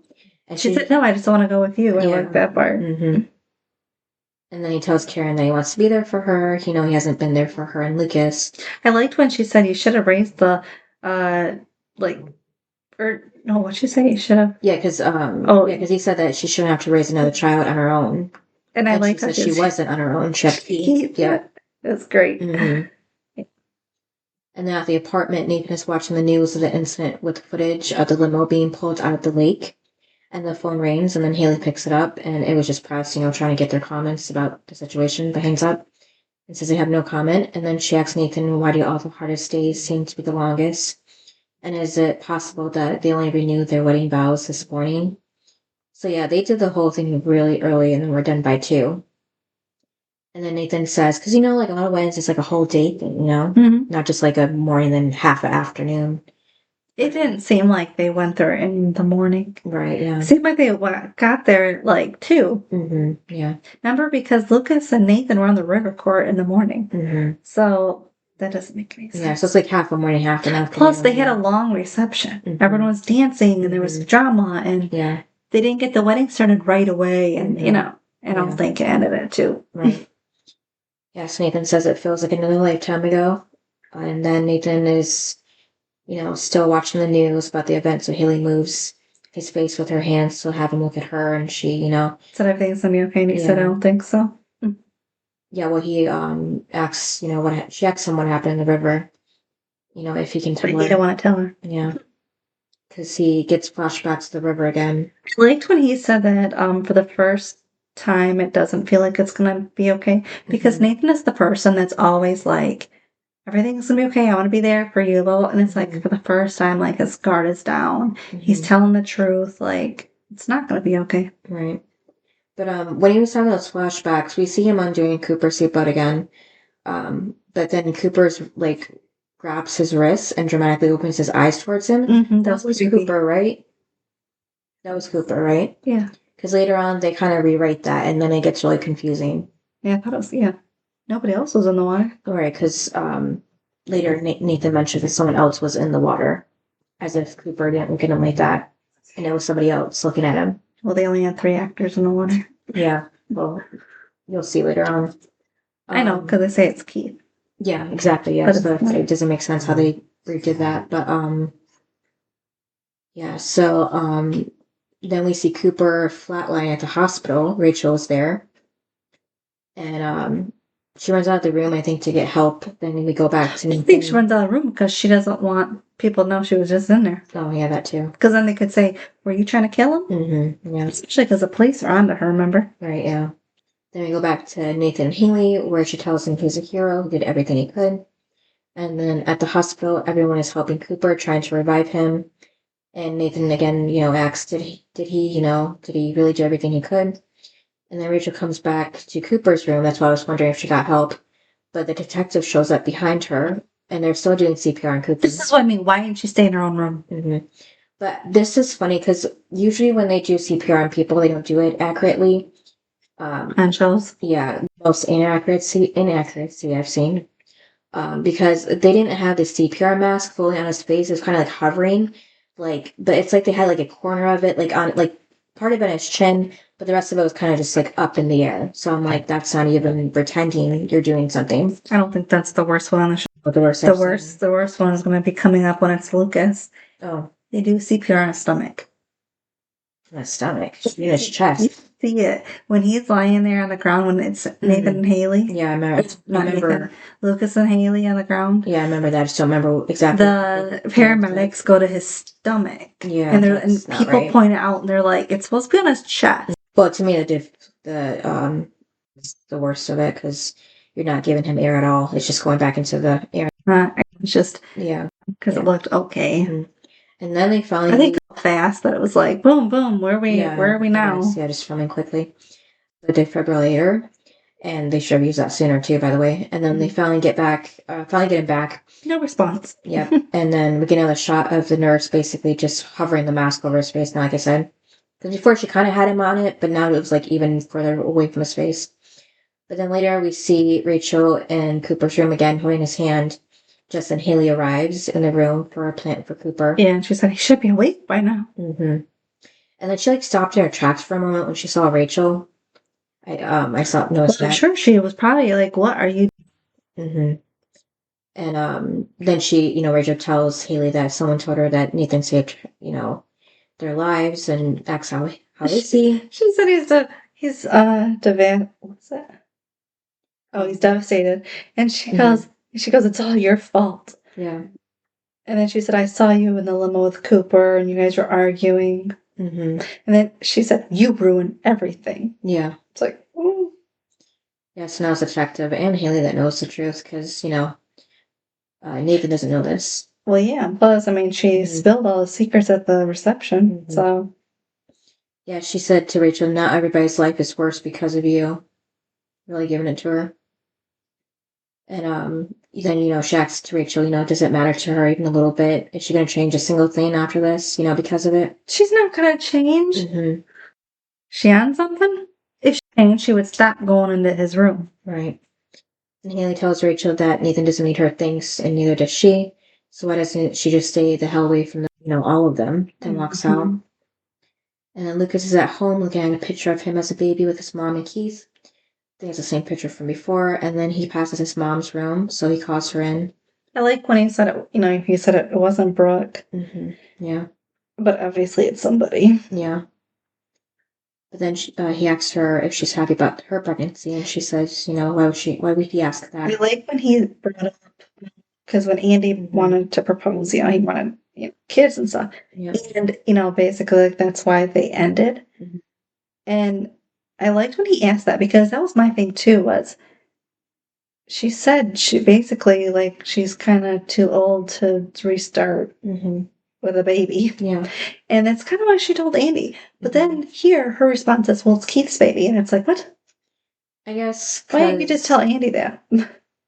Either she's always been in love with Keith, and that's why she's happy about his pregnancy, or it's just the fact that he's gone, that she now wants the baby because it's the only thing that's going to be left of him, maybe. Probably both, but at the same time, that's why I'm just like, you didn't want any and now kids. she's going to be alone raising this kid. Yeah, because Lucas is going to be in college. Mm-hmm. Who's going to be there? Deb? Right. She's iffy. Yeah, Haley. Like, I mean, No. Haley's going to college too. They're all leaving. The only one we don't know about college-wise, I think, is Brooke and Peyton, but they're not close enough to Karen to, help her. Brooke, remember what she talked? Isn't she still like not business partners, but like doesn't Peyton work at Shrek? We just never see her. She does, but she's going to college. Yeah, but she only mentioned the one in Savannah. She never mentioned anything else. She was talking to the counselor. She said, "Where can I go for business, like for music?" Yeah, and that was never mentioned again, though. Yeah, but I mean, she's obviously is thinking of college. Plus, Ellie told her, to go. Yeah, just seemed like she never. And now that Ellie's gone, she's gonna want to go. And Brooke, she's all into fashion. She's going to New York. She's not gonna go stay in Tree Hill. Plus, I don't think for a minute she even knew she should go to college for that, or if that was even an option. Right. So I don't know. It just didn't make much sense. But like, you're gonna be alone. Yeah. And Lucas says that she's put her life on hold for him a lot.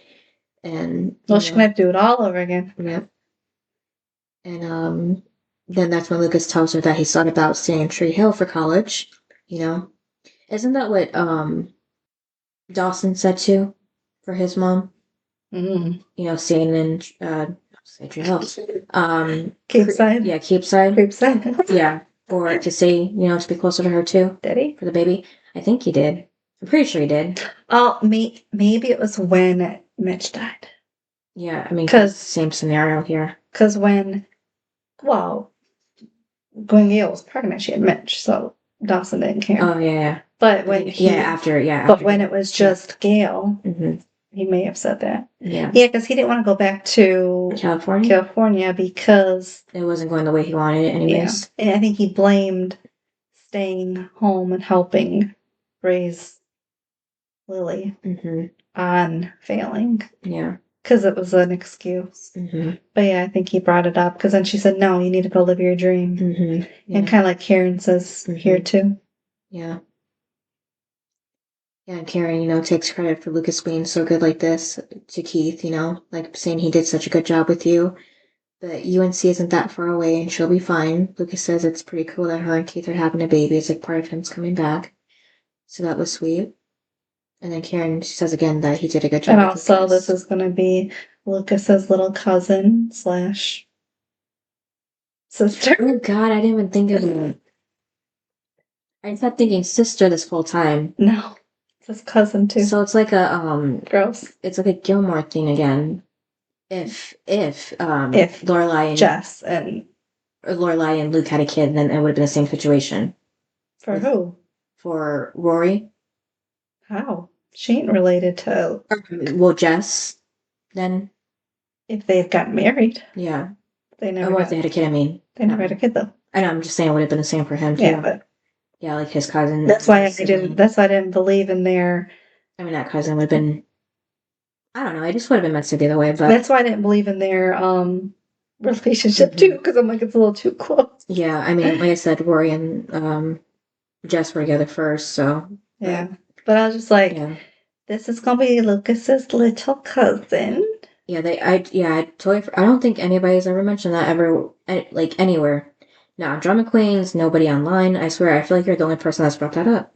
Have you seen talk about that? No, but I will. What? Okay. Do you remember the future? When Lily was saying you have to call me. What'd she say? You gotta call me Aunt? Oh, it's to Jamie. Yeah. But what'd she say? Yeah, it was Aunt.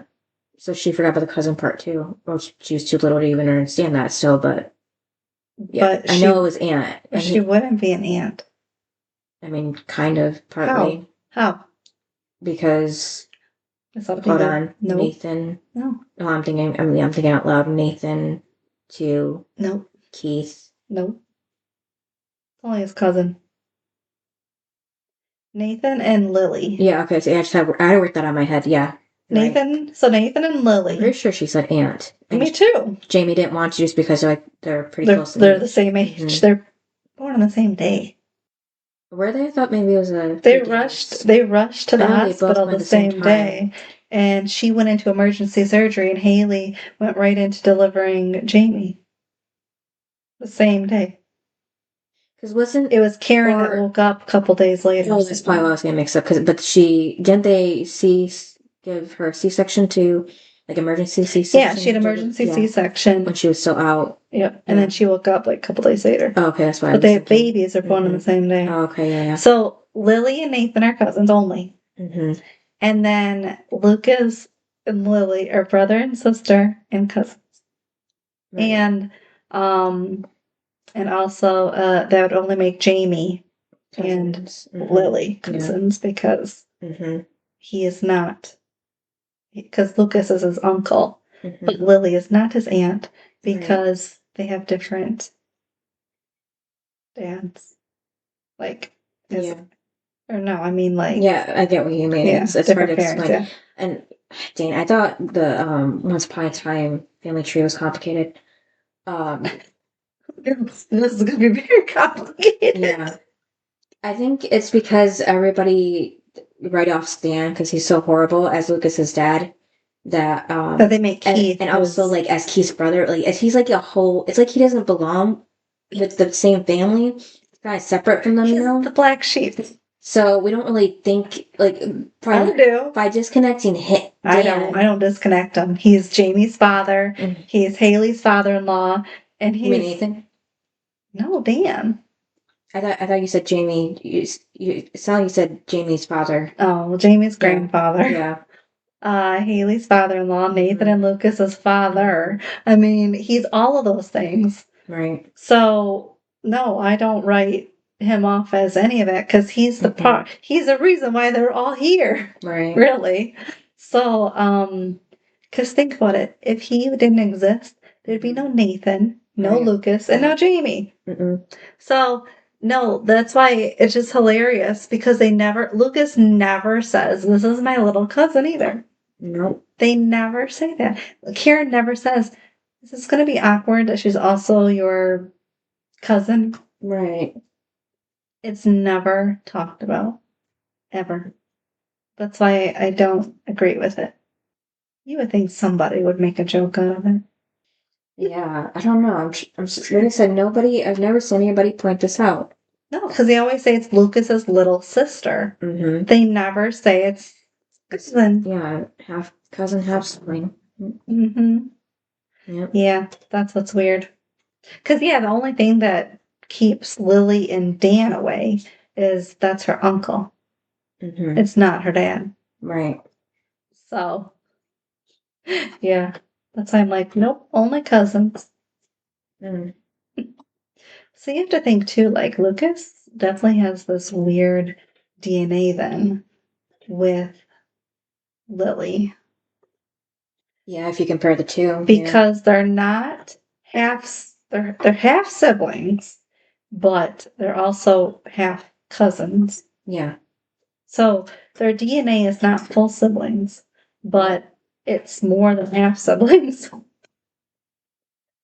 Yep, that's weird. So they have closer DNA than him and Nathan would, right? Yep. Because Nathan and him are half siblings. Yep.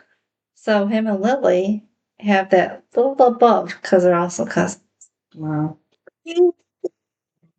I love that he's got a little sister. I love that Karen and Keith have a kid, and I'm like, right, yeah. Did you? That's what I mean. She slept and had kids with both Scott Brooks. Too, because this is what's weird. I think it was because it's like the 18 years or whatever difference. So maybe that's why it's. Well, I think people are like, they hate Dan and they love Keith, so they're like, we want Keith and Karen together. But it's like, I mean, you guys, she also slept and had kids with both Scotts. Okay, making them cousins. That's just to get pregnant by both of them. So. Exactly. It could have gone either way, really.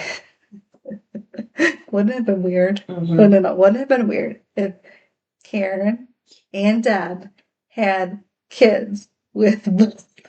I think if it would be probably because they didn't have a relationship. Yeah. Like Karen and Keith have always been in love with each other. So I think that's why people are like, yay, we want Karen happy.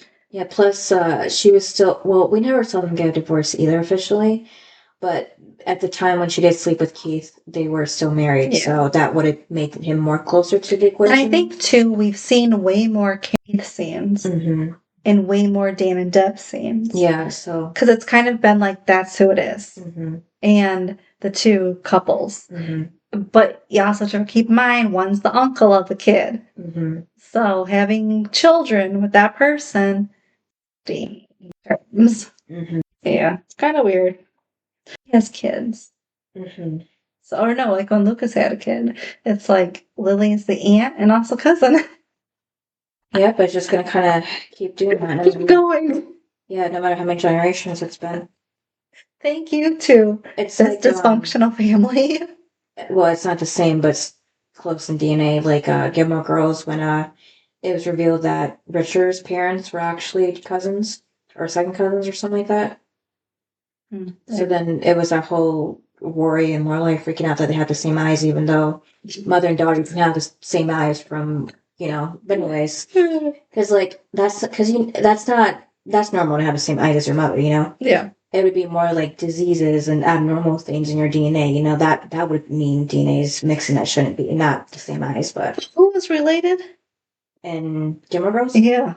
Richard's parents, his parents. Lorelai's dad's parents, her grandparents. Okay, her grandparents. Yeah. So why was she worried about her and Rory? That's what I'm saying. That was kind of a stupid, funny. But why would it wouldn't be DNA because she wasn't related to Christopher. Yeah. Because half of Rory comes from Christopher. She thinks from the trickleness of the DNA from those couple generations back would affect her and Rory for some reason. Would it? Yeah, I know. Because it's only half. I know. So I'm saying them freaking out about their eyes being the same was kind of stupid. She should be more worried about herself than Rory. Because again, she's closer in DNA, yeah. Well, because again, half of her comes from not full. Yeah, it just reminded me of that, bringing this up, so. I know, it's just kind of weird. Yeah. So then Brooke goes back to see Rachel at the hospital. Is this the same day still? I can't even tell. I feel like this whole thing is the same day. Because they keep coming in and out of the hospital, so I don't know anymore. She's still wearing that dress? And, I know visiting hours don't last forever either, so I don't know how long this goes on for. But, she brought Rachel her things, specific things like makeup, scissors. It had been a day later or something. Yeah.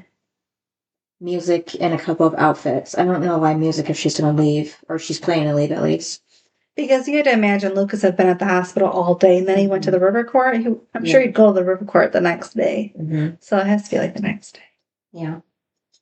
And then she tells Rachel that her clothing line should design hospital gowns because she wouldn't be caught dead in that. I think that was a little too close to say that right now, a little too soon to say dead in that right now, Brooke. But Brooke does realize that was the wrong thing to say, so she says sorry to Rachel. And then Rachel asks Brooke if she thinks people can change, truly change, and Brooke says she'd like to say yes, but she doesn't think people can change, at least because, you are who you are, but... yeah, but Brooke is changing. Yeah. So what is she talking about? Nathan changed. Yeah. I don't know. I mean, not everybody can change, but yeah. And, well, not Rachel. Yeah, because Rachel asks, what if, who they've been is pretty horrible. Brooke says maybe not knowing what to say. I said maybe Brooke not knowing what to say in this moment lets Rachel know that she has her house keys because she doesn't always respond to that. And, she says it's a very nice house, big rooms, no parents. I used to have one of those. Yeah, that's funny. Yeah. And Rachel tells her to keep the keys because she's moved out of Peyton's, right? She might as well crash at her place unless she doesn't want to. So again, legally, she's homeless, and legally, her parents should be sued and arrested. And Rachel's too. Yeah, but Rachel has technically her parents own the house. Brooke does not technically own any house. Her parents do not own a house in Tree Hill. Being alone all the time before. Just saying, legally, their daughter is in another city underage. Yeah, she should be with a guardian, yeah. It has no guardian, has no home that they could say she's living. It's not her parents' name under a home. Yep. So her parents should be arrested. Yeah. Because first she had Karen as guardian, then Larry, and now nobody. Yeah, so because the apartment would have been under her parents, but So, even though we don't see it again until she's a lot older, anyways, do we assume that she's still doing her clothing line like as a full-time thing? So she should be, because she got a lot of orders just the first day. So you think that she had a steady business, steady income with that. So she could emancipate herself at this point, don't you think? Like Nathan? yeah, And then because it her wouldn't parents are AWOL. then it wouldn't matter who she's living with. Right. She should. Maybe they didn't want to, Do repeat that. yeah. Like, oh, and now Brooks, and maybe they don't want people. They didn't want their audience to think, oh, everybody's going to eventually do it before they graduate high school. Or they didn't want kids to say, I'm going to do that too. Yeah, like my parents, are working all the time, so I'm going to go emancipate. It's like, no, it's harder than you think. Yeah. I would have said. And then, Brooke smiles like an idea, but she says, so this is what it looks like, hell freezing over. Maybe Brooke doesn't think she needs to because she's only got a couple more months left of school. Yeah. Even though for us it's going to last another year. And then Payne is at Lucas's being tested on songs from his iTunes library. All of a sudden they're hanging out. And then she's impressed that he even has a certain person on his iTunes. But then Lucas says that he thinks that she gave that to him. Don't know when that would have happened, especially because she has records. Like you'd think that she wouldn't even be into iTunes. She'd be like against that, Or even CDs. Yeah, she's. Remember when she gave Brooke the CD? Why does she have CD if she has those records? Why does she have CDs? Maybe because it's newer music, so they're not on records, and then vinyls haven't been a thing yet. Now they're like everybody has vinyls, but like 2000 music, it was just CDs, maybe tapes, but that was already kind of phased out, already. So it was either records of old music from when records were a thing or CDs. Also, did you notice something? He was sitting comfortably. Yeah. On her bed. Or no, I thought they were at his place. Were they? And she was on the bed comfortably. Yeah, that's what it was. Yeah. She was comfortable. I know somebody was comfortable in somebody's bed. And I was like, oh yeah, that's what it was. Yeah. Peyton was, I'm like, Peyton, you act like that's your boyfriend. Right. Like, I know that's what you want, but honey, like, you were part of them breaking up, and technically they never officially broke up yet. Right. And then when I was rewatching this scene too, and he said that he thinks she got him that song, it reminded me of back in 2014, because you never had iTunes, right? No. So so maybe somebody listening to this would remember that back in 2014, everybody got an album of U2 as like a way to promote their new music. Like randomly, all of a sudden, everybody got that album on their iTunes music. When I saw it, I thought my account got hacked. Because how else am I going to get an album that I didn't buy, Yeah. But, I looked it up and apparently everybody was getting it. So I'm like, okay, I'm good. Nobody hacked me. But I never listened to the album, even though it was a way to promote the music. Because I never even heard of them really until that point. So, and it didn't seem like my music anyways, because they're an older group. I was listening to people my age, so I just wasn't interested in it. Well, and then I think you got a Winter Hill song. I think it disappeared or I deleted it. I think I probably deleted it because it was taking up space. So I'm like, I don't need this if I'm not going to listen to it. So I'm like, I can put another album there, so it doesn't take up my space. But yeah, so that scene just reminded me of it when I was watching this again. So then after, I just didn't like she was on the bed. Yeah. All comfortably. She should have been sitting in a chair. Yeah, should have been. He should have been in bed. Yeah, and then then Brooke walks in. Oh. Yep. Oh, but before that, Lucas again repeating himself because he's like, remember when we hung out last time and the day we hid out in the library? Or she says, do you remember? She said, yeah, when we hid out in the library when she got shot in the leg. And then Lucas asks her if she thinks about that much, and she says every day she wishes she could take it back for his mom and Keith, and could take it back for him and Brooke, and take the day back for his mom, Keith. Yeah, so Lucas's only response to that is asking the artist another song to her, and she answers correctly again. So that was kind of just thrown in there, and then Lucas brings up Payne's brother, his kid and stuff. Trying to understand. So, Payne says no, that's from her biological father. his name is Derek. And Lucas asks if she's gonna call him. She says it's not just about her, it's about his life too. And maybe he doesn't even know about her, and doesn't want to know about her. And Lucas says maybe, or he found out about her in a letter in a Led Zeppelin album, and is just too scared to pick up the phone and dial. And then that's when Brooke walks in. Yeah, so walks in, and then Peyton, of course, is like, okay, like time to leave. Mhm. She said, thanks for the sex. Yeah. And then she looks at Brooke. She's, or no, that's what Lucas says. She's joking. Yeah. I was like, oh my God. Mm-hmm. Though if you felt bad for what you did, Mm-hmm. you wouldn't have said that. Right. But I think she just felt like she had nothing to lose at this point. She didn't have anything to lose, but I'm just saying if you felt guilty, you wouldn't be saying that. And then when Brooke walked in too, she said she liked to talk to her boyfriend alone. And then she looks at Peyton and then tells her, nice job not hitting on him. How would she know? Because she just got there. So that was my question. But it just wasn't really a burn if, didn't make sense. But, so then, Lucas tries to explain to her, and Brooke says that, when did you call when you weren't hanging out with Peyton? And Lucas mentions to her that, she never called him back. And Brooke says, now he knows how she feels about that. And she tells him that she knows it's been difficult for him lately, losing Keith and his heart condition and giving up basketball, but she feels like she's been keeping him close to try to protect him from those things. Like she's been hanging on for the two of them, for him, but not for her. And Lucas thinks this is about the kiss, so he says he's sorry for kissing Peyton, even though she kissed him. Well, I put that.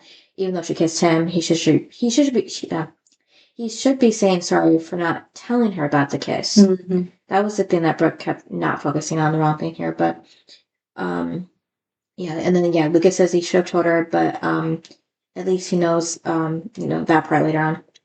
So Brooke says it's not about that. This isn't about Peyton. It's about her. Yeah, so when she said, she loves him, she always will, this is basically the breakup. Mm-hmm. I was like, it needed to happen, because there's no way they're ever going to get over the Lucas and Peyton thing. Mm-hmm. Lucas and Peyton will always have feelings, we can see it. So, Brooke and Lucas do need to end. Yeah, and her only reason to break up with him is because they don't have a meaningful conversation for days, and she used to miss him so much. Now she stopped, yeah. But, for Brooke, though, this, you would have thought, the breakup would have been last episode at the wedding. I thought that was more like a breakup, too. Yeah, than anything. Why are we now breaking up days later? I guess because they never, made it official. It was kind of, in the air. But, where were they going to go from there? Right. Besides breakup. Mm-hmm. It should have been, Brooke should have been we're done. I can't do this anymore, and walked away. Yeah. Not going to his house and stuff. Let it be. That is either one, Lucas or Brooke, would have tried to reach out to the other after, the accident, and at least somebody, if they were supposedly together still. Yeah, it's just weird, because I'm they're not talking. They should have ended it last episode. Mm-hmm. Yeah. Did people really think going into the next episode, how they had to wait all summer? Mm-hmm. Did people really think these two were going to get back together? Right. I wonder. Mm-hmm. So then, I think this is the first time Lucas narrates in the middle of his conversation. Because, he's been narrating throughout scenes. It's really annoying. Yeah, or his own conversation, in real time, Because he's saying, I should have said something, and as a writer, I should have said something, but all I could say was, sorry. Brooke tells him it shouldn't be like this. She says she's sorry, she can't do this anymore. And he just can't think of anything to stop her. She kisses him on the forehead. And, yep, and bye-bye relationship. Yeah, so then the next day, Mouth walks into Rachel's room at the hospital when she's cut off her foot. She's telling Mouth the truth. Yeah. She said that she didn't mean to, but they were fighting and she grabbed the wheel. I'm so she basically told Brooke, Haley knows. Mm-hmm. The cop, she's telling way too many people the truth. I see Mouth just because he already knew that she already did something bad by releasing the time. Yeah, but she keeps telling everybody. Yeah. She needs to shut her mouth. I think she just needs to talk to someone that who knows her and knows how bad she can be. That was weird. To kind of like not. Also, how many times do I got to hear that Rachel did it? Like, we know. We saw it now. It shows twice that she did it. Yeah. Yeah, so she says she has to leave, but Mel tells her she can't run away. And Rachel says Cooper could die, and that's exactly why she can't leave. Yeah, because the cop will know. Yeah, because she'll definitely do a lot of time if she leaves, flees. So, but he tells her that she knows that, how she said she's going to tell everyone about the time capsule, and he said not to, that she should bury it, that he was wrong, and until she faces all the mistakes she's made, she'll never change. And that's true about that. And Rachel says that people don't change, and he says, but they can, they just don't because it's easier not to, and I think that's true too. And Mel says that they're all waiting for their lives to begin, like figuring they'll be someone else someday. But after this accident and losing Jimmy and Keith, what are they waiting for? All they have is now. And he tells her not to run from this. And so without Mel, she would have been gone. She would have been out of town. And at Karen's house, she walks into Lucas's room, saying she's all for living life to the fullest, but can this day just be over already? And Lucas asks Karen if she loved Dan in high school, and she says yes. Oddly. Yeah. And then he says he knows she probably can't answer this for him, but what did she do when he didn't love her back? Like, how did she get over it? And then she tells him when she does, she'll get back to him. So this is confusing. She still stands. Yeah. Because you think after all, everything he's done to Lucas, not even just herself. Yeah. But Lucas. It'd be like a hail to the no, he's dead to me. And then with Keith, I think she's still being in love with Keith. He hasn't been gone for that long still. No. Like, she didn't grieve for him that quick. No. But also, but again, forget what he's done to everyone else. Mm-hmm. What he has done to your son should be enough to hate him. Mm-hmm. To truly wish he was gone. Yeah. I'm just saying. I don't get where in a world you would be like, oh, I still love him. Yeah. Oh, I take that back. Yeah. I take it back, Cynthia. Mm-hmm. There's this documentary. Mm-hmm. And the wife, she was a YouTube influencer. Mm-hmm. She abused her kids. Okay. You probably might have heard of her, maybe. And her husband, her ex-husband, still loves her. Mm. And I said, huh? Much information. What? Mm-hmm. She did what to your kids? And then you're going to tell me you still... Right. I can't with them. So I guess no matter what that person, the love of your life does to your kids, I guess you can still love them. Mm-hmm. To me, you'd be dead to me. Yeah. But I guess I'm normal. I'm called that normal. Mm-hmm. If you hate that person, that's normal. Yeah. If you still love that person after what they've done to your kids, to me, that's just not normal. Right. Is that normal to you? No.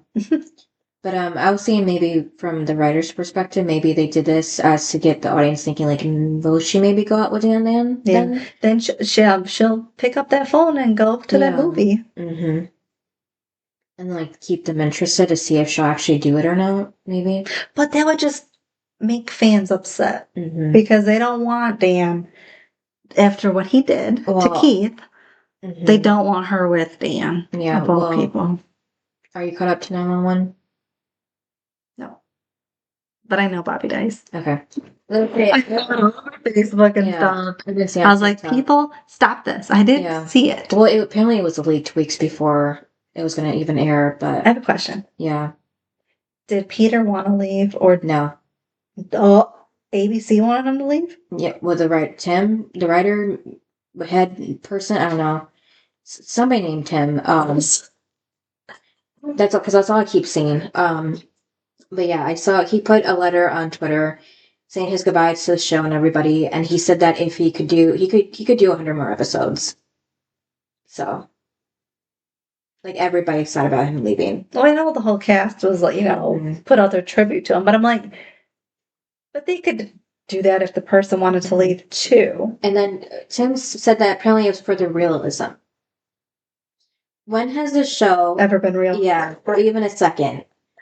I was crashing out about this for days, watching TikToks about this and edits with everything, and I was telling my mom, I was giving her a list of everybody that should have been dead by now if it was realistic. Maddie just got her throat slit, and she's still alive. Well, and here's the thing is, too, like, how many people do they save in fires? Mm-hmm. And they all live. I mean, some of them died, but yeah, most of them that shouldn't have, yeah. I'm like, realistically, you know how many people would be dead from the firefighters trying to save them? Like, the people that they're trying to save. Yeah. There's no way they're going to save every single person, but like on every episode, 99% of it, they survive somehow. And it's like, what? Yeah. And then, it was real. So, was it the network though? Because remember, they switched to ABC. They were Fox. Yeah, but they've been on here for a while. I don't know. But was it because he was part of the production? He was an executive producer. Right, I know that. Was it because he cost too much? I don't know. Because sometimes they get rid of people if they cost too much. Yeah, I mean, that was the whole reason like Fox wanted to get rid of the show altogether, but... well, maybe it was because when Tree Hill was trying to get rid of Chad, he was too much money. Yeah. Because didn't Hillary the say... reason? Well, didn't Hillary say her and Chad were the top money? I thought it was because they just were fighting back with the creator or something.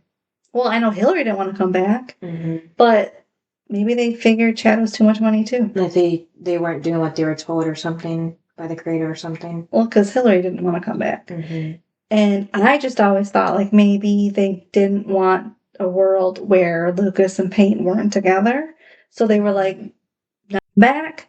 But when Chad went out there and said to a fan that he was fired, I was like it was a decision. It was clearly other people's decision to let you go. But then when Hillary said that they were making the most, well, that makes sense to get rid of you guys because they're trying to save money. They're going to bring in 2 new people who are never going to make that much money. They're not going to make Chad Michael Murray money. Yeah, because I knew Chad at some point before or after he got fired. Because he thought maybe with the power that he had, being the other lead, he could do something about her being mistreated. But I also think, too, she was leaving. But remember, she said neither one of them were asked back. Mm-hmm. So maybe it was always in the game plan that... I don't know. I think she didn't want to come back, but if she was going to be invited back, she would. I don't think she would. Because I don't think she felt like she could until, like she said, Maura gave her the permission to go or something. I don't think she wanted to come back. Because everybody else didn't want her to go. I don't know. Because I feel like I've got mixed things. Of like, she didn't want to come back. But then her asked back. And I'm like, well, you weren't coming back. You didn't want to. So what was the big deal if you got asked or not? Yeah, I don't know. You didn't want to come back. You wanted to be done with the show. So what does that matter? Yeah, I don't know. Chad, on the other hand, did not want the show to end for him. Yeah. So I get that. But I do wonder if it was maybe because they were like, we just didn't, it was maybe 2 things of like, Chad cost too much. Mm-hmm. And what kind of world would it be without Lucas? And because you're not going to put Lucas and Brooke together. Right. And and Peyton's gone. What do you have left? Right. So... Yeah, so if anybody else has this timeline sorted out, somewhere. Yeah, so Lucas starts typing on his laptop. Again, oh my god. So I think this is what he was doing the whole episode, but they just didn't show until then that he was writing his life, apply for college, in an essay. But they should have showed him typing beforehand, and then like it'd be a flashback to the beginning of the episode. I don't think it is. Wait, what do you mean? Do you remember he gives Glenda in season 4 his book? Oh, so he was typing that then. I'm guessing because college essays were done last season. Remember? Oh, yeah. With the counselor. Right, because they're juniors. I always do it. Because right now they only have a couple more months left of school, so they should already know where they're going. So I'm thinking it's his book. Yeah, definitely his book, yeah. Because Glenda's going to see it in a couple episodes. Right, yeah. Yeah, so they should have shown him that he was typing while he was repeating everything we already know about him. Plus, he has to write a book or something because he's a writer all of a sudden. Yeah, I mean, he was into literature at the very beginning of the show, but they kind of like dropped it when he, joined the basketball team. Yeah, it's not the most random thing, but yeah, they didn't really show him gradually getting back into writing or like thinking about it. That he just started doing it again all of a sudden. Yeah, like with Dawson on photography. Mm-hmm. Yeah. So, Yeah, and then we see a picture of him and Brooke on the nightstand. What did you think? What did you think when he said, "I have a girlfriend"? At least I used to. Yeah. In his little narration / writing a book. Right. So before he said it, at least I do now. So they just kind of messed this whole thing up. But he still had that picture of him and Brooke on his nightstand when he's typing. So you think that he would have got? I mean, has it been like a night? No, I think it might have been as soon as she walked in. Oh yeah. Well, I don't know. I feel like it's the same. Done something to the picture before I started typing. Yeah. With you. Yeah. You're not going to have it on your nightstand. No. Like I wouldn't want to see it, but yeah. So when he mentions his best friend Haley, we see her sleeping, but Nathan's still awake because he's thinking about the incident, and then he gets out of bed. And Haley knows because she opens her eyes, so she was awake the whole time? Yeah, she was acting like she was sleeping. Okay, it just seemed like it was a while until he got up. But then, yeah, at Payne's, we see she's just kind of like, why isn't he telling me what's wrong with him? And I think that was the whole thing. Yeah. With her. So then at Payne's, we see her set up a new webcam. Why? Yeah. And then Mouth goes back to Rachel's hospital room to see that she's gone. She fled. At least we think she does until we see that she's in Cooper's room, where she gets in bed with him and covers them with the blanket. But another little outtake I couldn't help but notice here. His left arm was like above his head, like palm up. And I know this is so Danielle could get into the bed and like not squish his arm when she laid down, but it's just funny because it just looks really unnatural for his arm to be up like that. And I know in real life, like if you have an IV in that arm, the fluids are not going to get into your arm if it's up like that. So I just thought it was funny. But yeah, so then Brooke goes to Haley's, and Brooke, knows it's late and it's been a long day, but she needs to talk to her. And then they end up in a clinic or a doctor's office. So this was that same night, was it not? Or was it the next morning? I thought it was the next morning.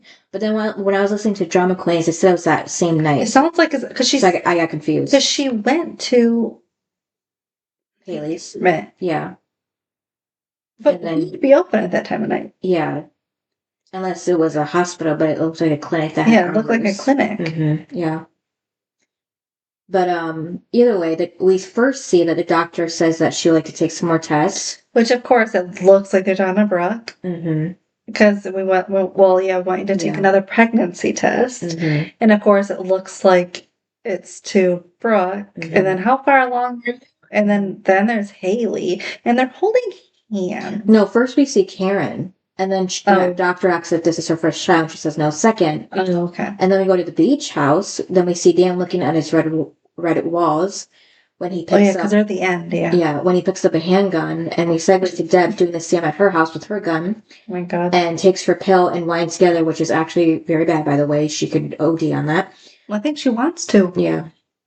But then we see the same doctor from before walking in and saying to the patient. Is it the same? Yeah. That's why it's supposed to trick us. And, saying that she definitely is pregnant. And then we see Brooke and Haley both on that bench together with a patient. Why? Yeah. And they're holding hands. Yeah. So we can't tell who's who. Yeah.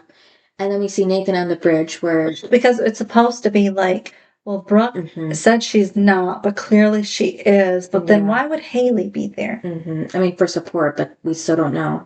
But why would, she goes to Haley's apartment at night or early morning and like, it's so confusing.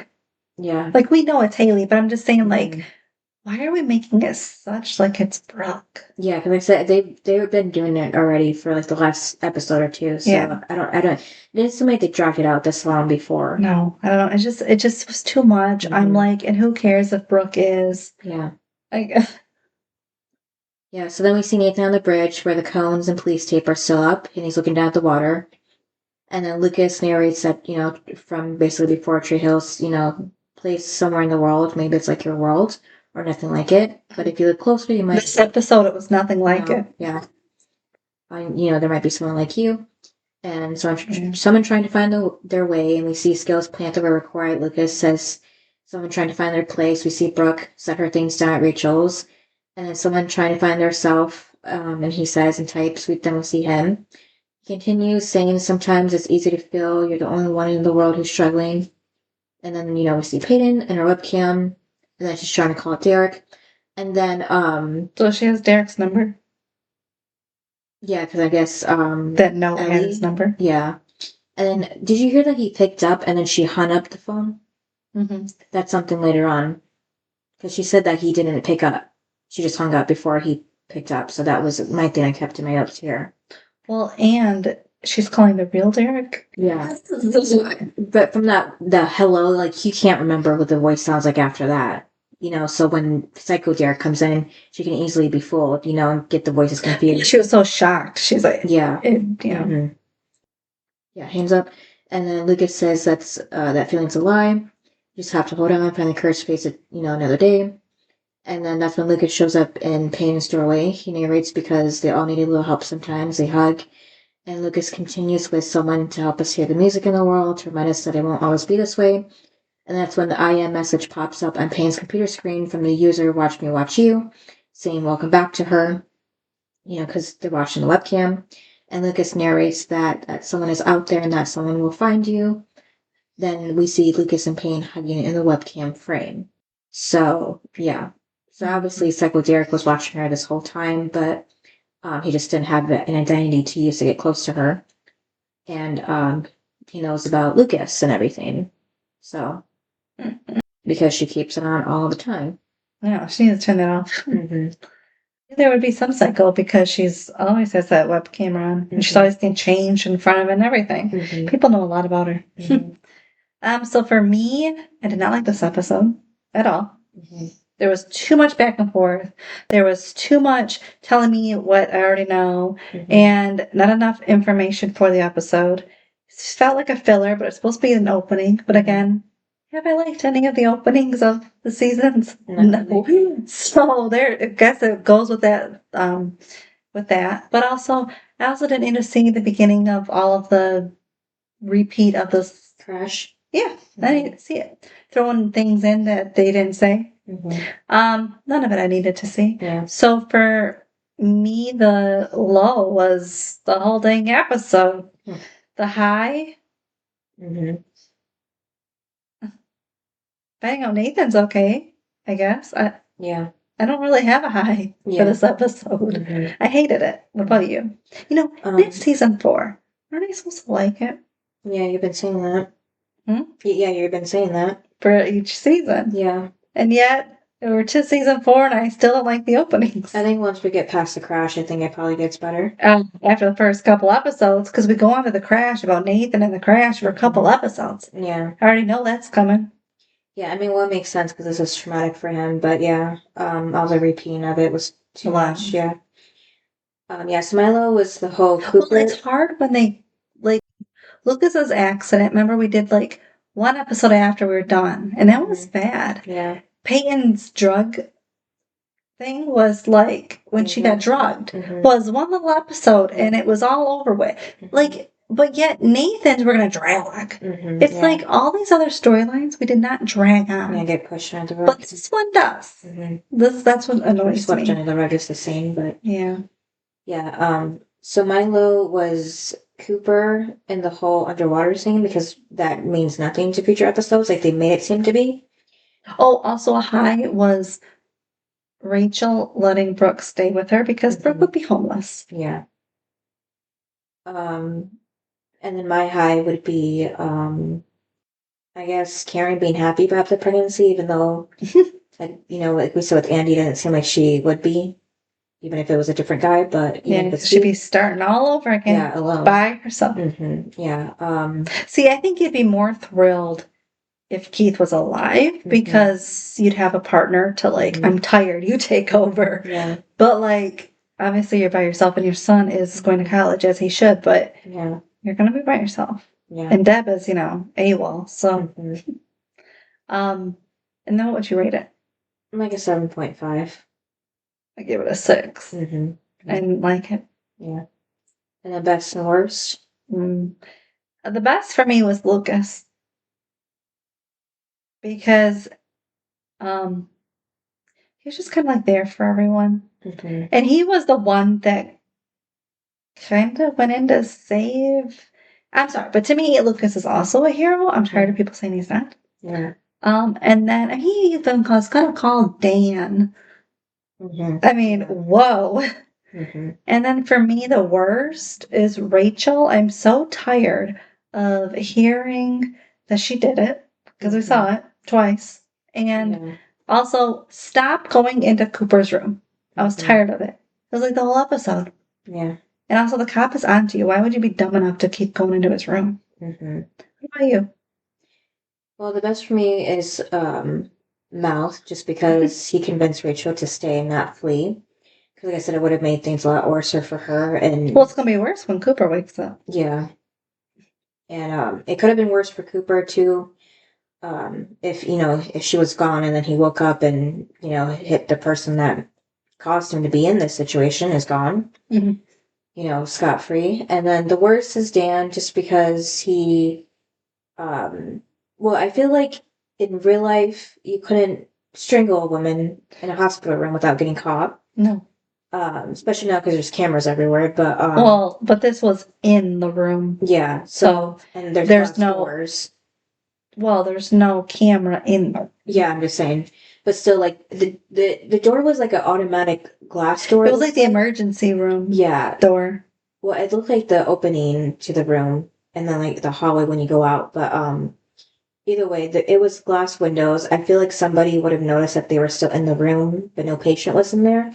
Also, I find it strange that you could see them in the corner. I also find it strange that like a nurse or doctor, whoever, would let them stay in the room. Yeah, so I'm saying. A lot of times they walk them out. Well, yeah, and they stay there till you get all your things. Yeah. And then they walk you out. They're not gonna just leave two people in there with like medication and all. I mean, I'm sure it's all locked, but I mean, just like they're not gonna leave you in there. Yeah, if it's the ER, yeah, they wouldn't. Because, like, they're going to need to clean it right away for the next patient. It just doesn't make any sense. They're going to leave you in there. Right. I mean, I think they like took Nathan back for testing, but yeah, they wouldn't. Haley went, and Deb was going after. Remember? They all were headed out there, and he said, "I need to talk to you for a second." Maybe they were going to move him to a room after the testing. Probably. Yeah, I think they're just moving him to a room or something. Because otherwise, Haley wouldn't be going. Right. So. Yeah, it did make sense that the nurse or whoever wouldn't wait for him. Right. Of course, we knew that they needed to have that scene. Yeah. I mean, I don't know. Maybe Deb could have gone to the beach house. I mean, like, our son's in the hospital and you can't pick up your phone or something like that. Like, she would have, like Lucas tried calling you, didn't you see? Yeah, so the cops going to get him. They could. But it made it good because he thought he was caught. Yeah. Yeah. I mean. I don't know. Yeah, and little Keith was going at him. Yeah, I mean, I guess you had to pick which one was going to be it, but yeah. I mean, we know it's a show. You shouldn't think too realistically about it, but you can't help not to. But I always do, especially when you know exactly how unrealistic it is. But plus, I mean, it was funny to get him caught with paint on him, red paint. Yeah. So ironically, kind of red-handed. Yeah. Yeah. So you didn't know what was going to happen there. Yeah. But yeah, I'm surprised they even let him. I mean, he wasn't in trouble, so of course they let him step outside. But if he had been in trouble, they would have gone inside and then checked him. Yeah. I mean, he was done painting by then, but wasn't he? No. Or was he still in the process? I thought he was trying to get rid of the paint, and it wouldn't go away, and it was just smeared on his hand, and it said murder. And because if he was thought he was in the middle of painting the walls. No. Oh well, I don't know. We can. I don't know, but I just feel like because murder was still up there, so he was trying to get it off, and then it was after the hospital. Then he just painted over it. Oh, okay, yeah.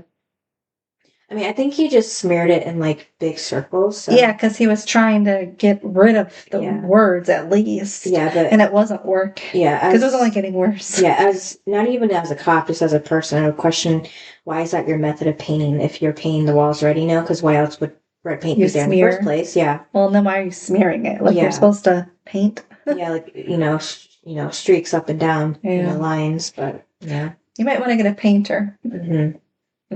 Yeah, I don't know. Yeah. It was kind of a weird episode. I didn't like it. Yeah. And then what's the next episode? Episode 2, Things I Forgot at Birth. Dear God. You would think that song title is this. I don't know, but that would make you think someone's giving birth already next episode or something. Somebody. And we know we don't find out who the other one is that's pregnant. So it's kind of weird. Right, not yet, yeah. So I don't know. kind of weird. Mm-hmm. Also, don't you think that, remember when Lucas...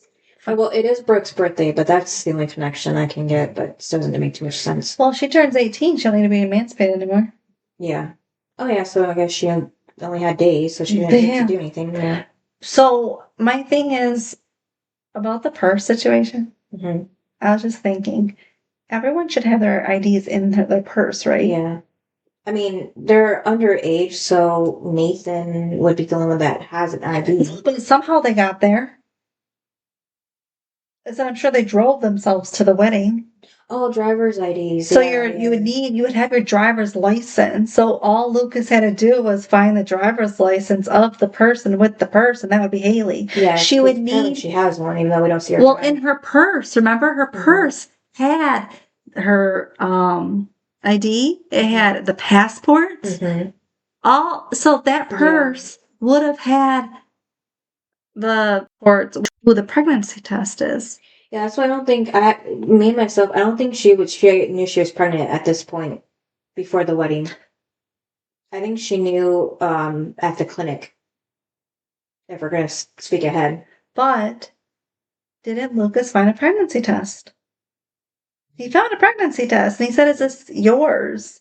And Karen said, "No, but I am pregnant."